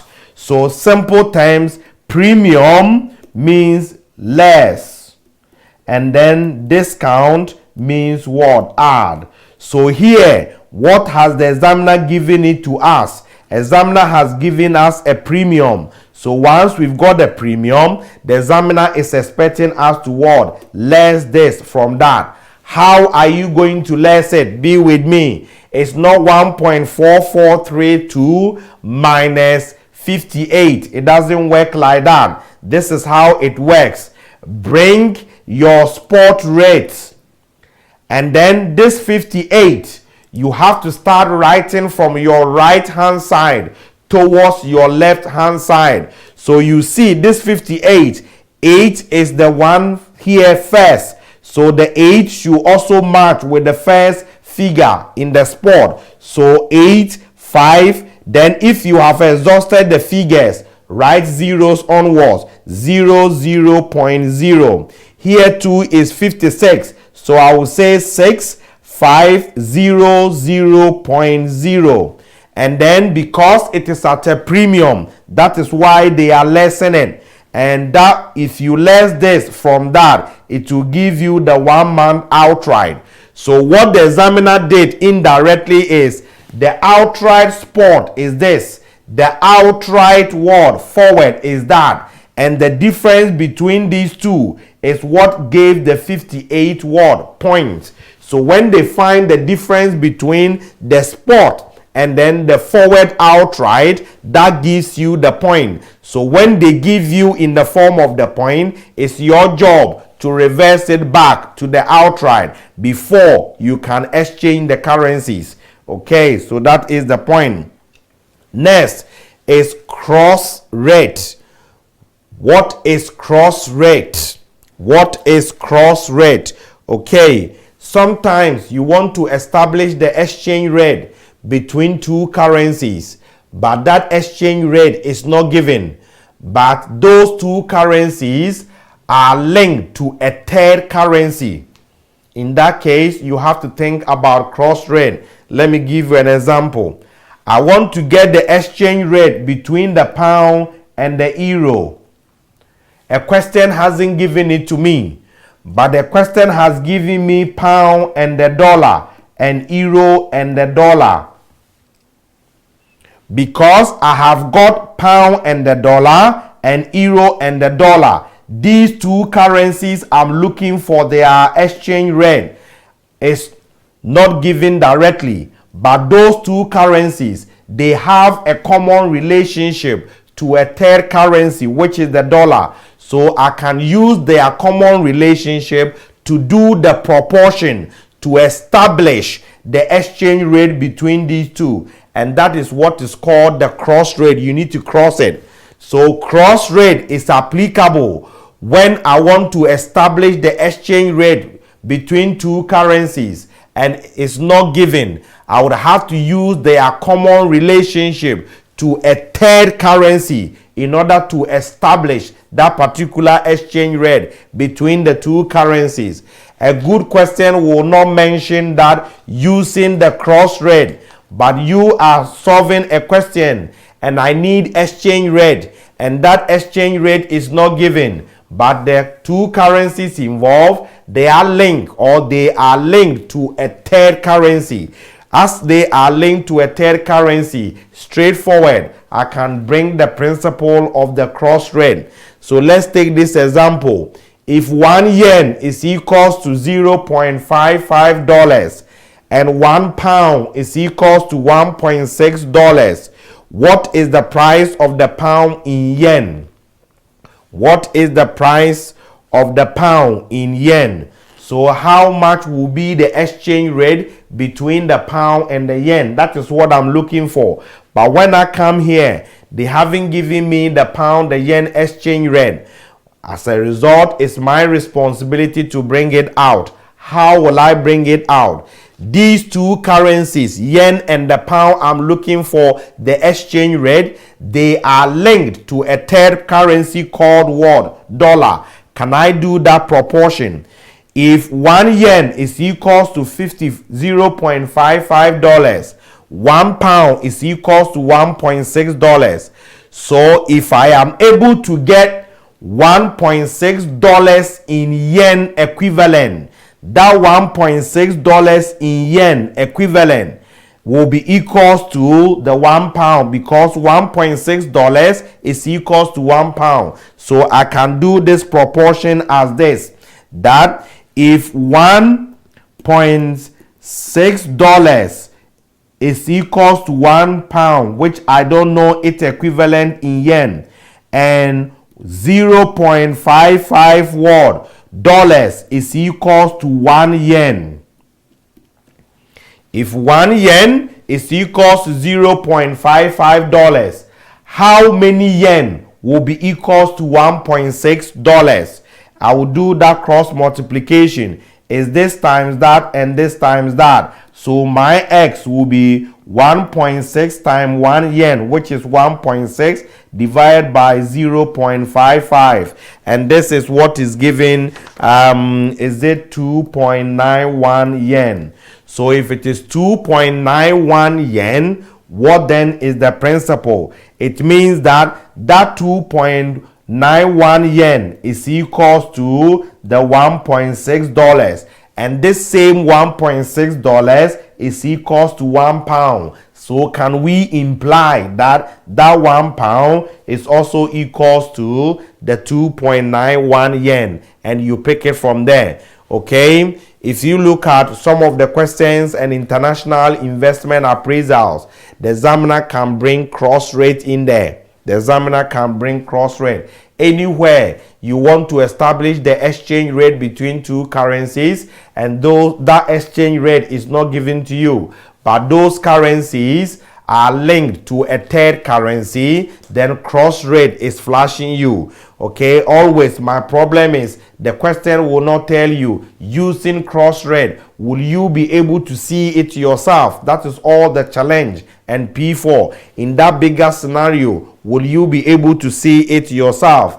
Okay, so that is the principle of the cross rate. Now let's go and use this example to test our understanding of the bid and the offer. So consider the following exchange rate: bid and offer, dollar, sterling, sterling, euro. Required: what will be received in pound sterling by a UK company expecting to receive $400,000. The meaning of the question is, this company is based in the UK. It is expecting to receive what? $400,000. When it get the $400,000, it has to convert it into what? Pounds. What exchange rate is he supposed to use? Okay, simple. I have to get an exchange rate between the pound and the dollar. And when I come to this bank has quoted $/pounds. Bid 1.4580, offer 1.4980.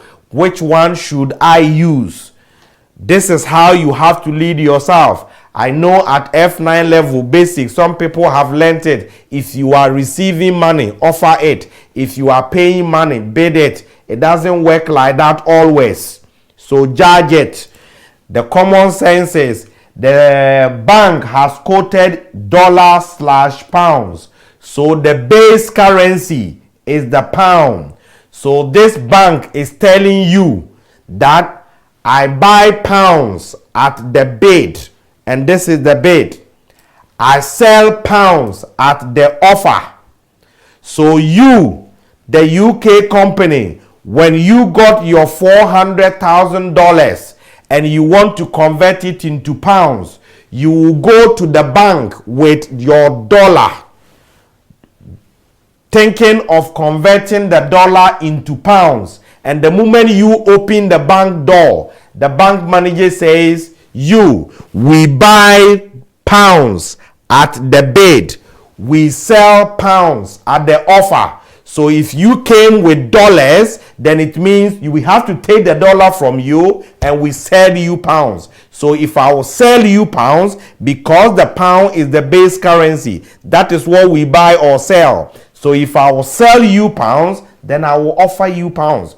Because when you go to the bank manager with the dollar, he will offer you pounds. Therefore, we have to use the offer rate of 1.4980. That's why they use that.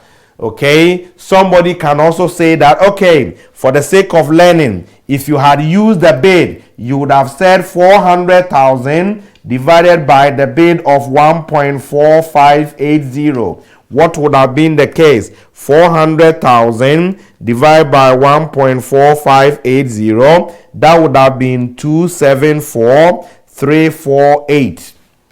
Okay, and then you apply common sense. When we use the offer, this is what we got. When we use the bid, this is what we got, isn't it?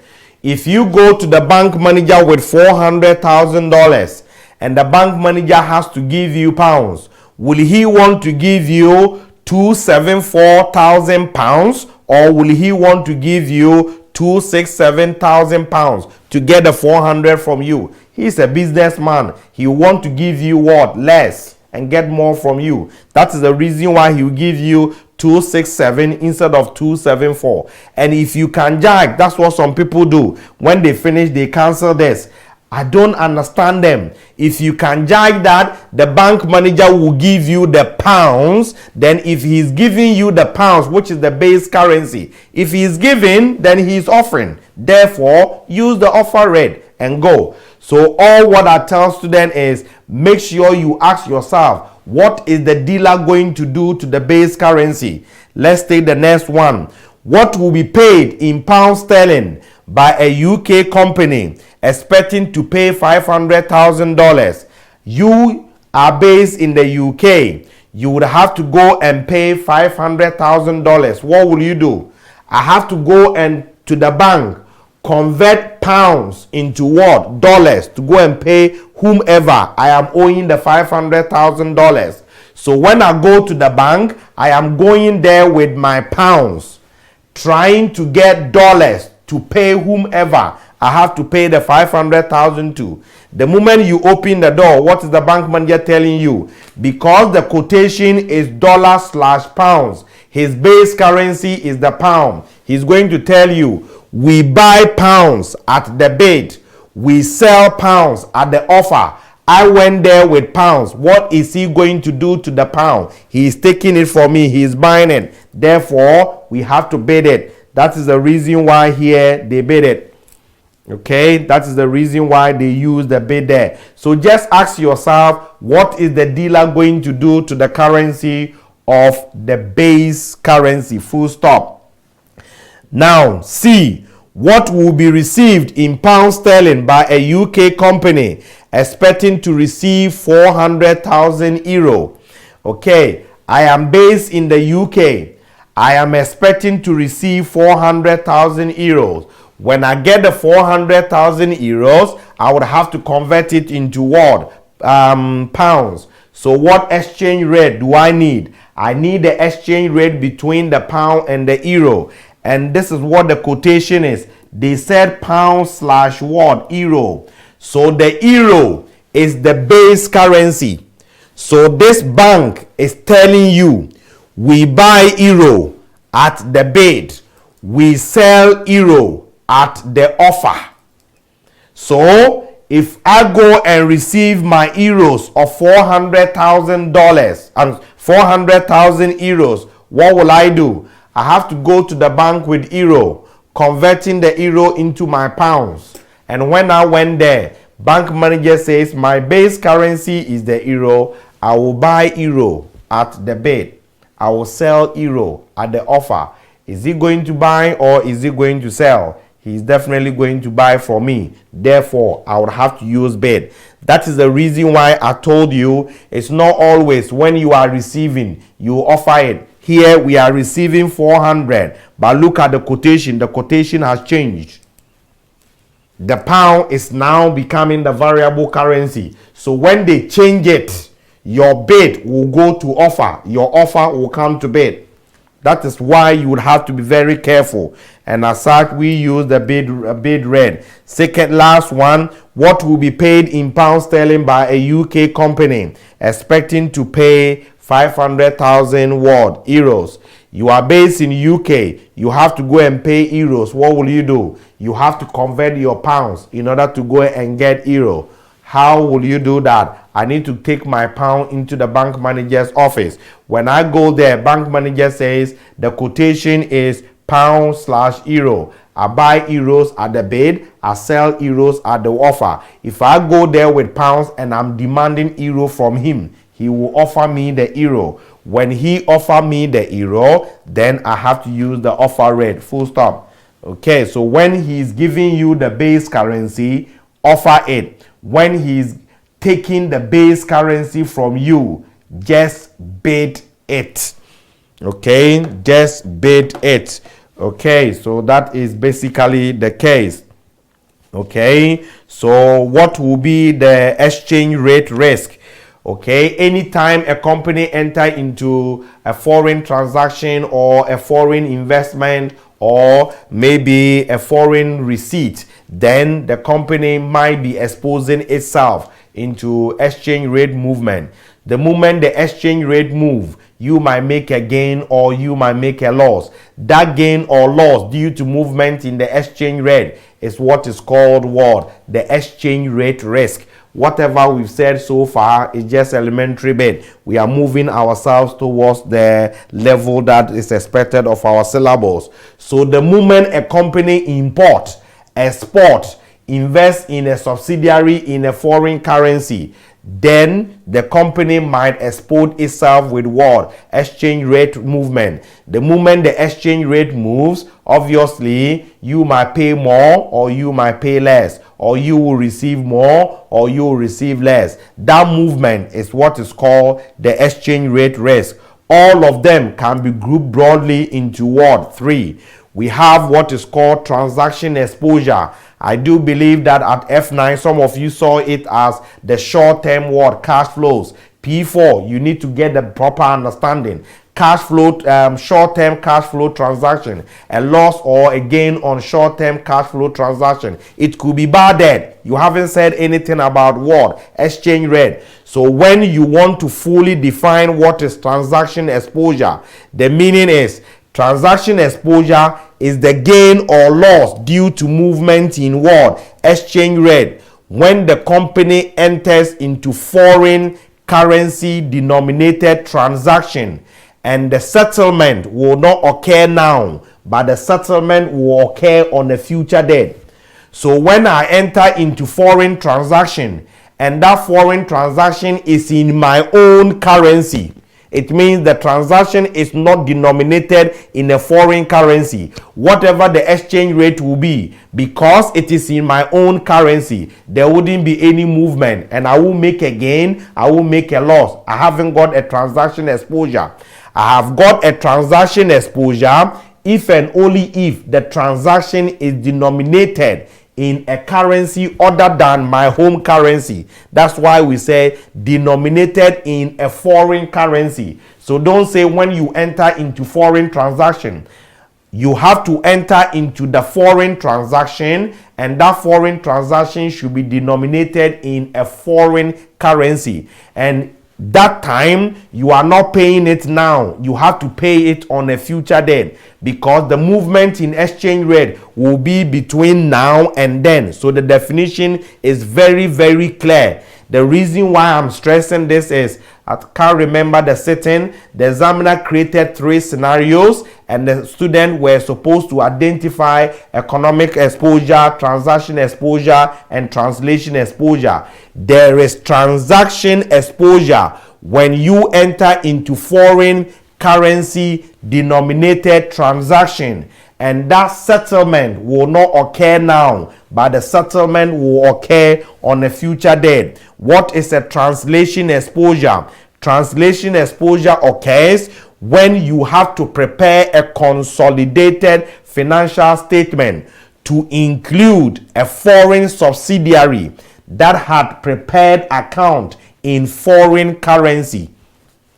Simple definition: you are preparing account to include a foreign subsidiary.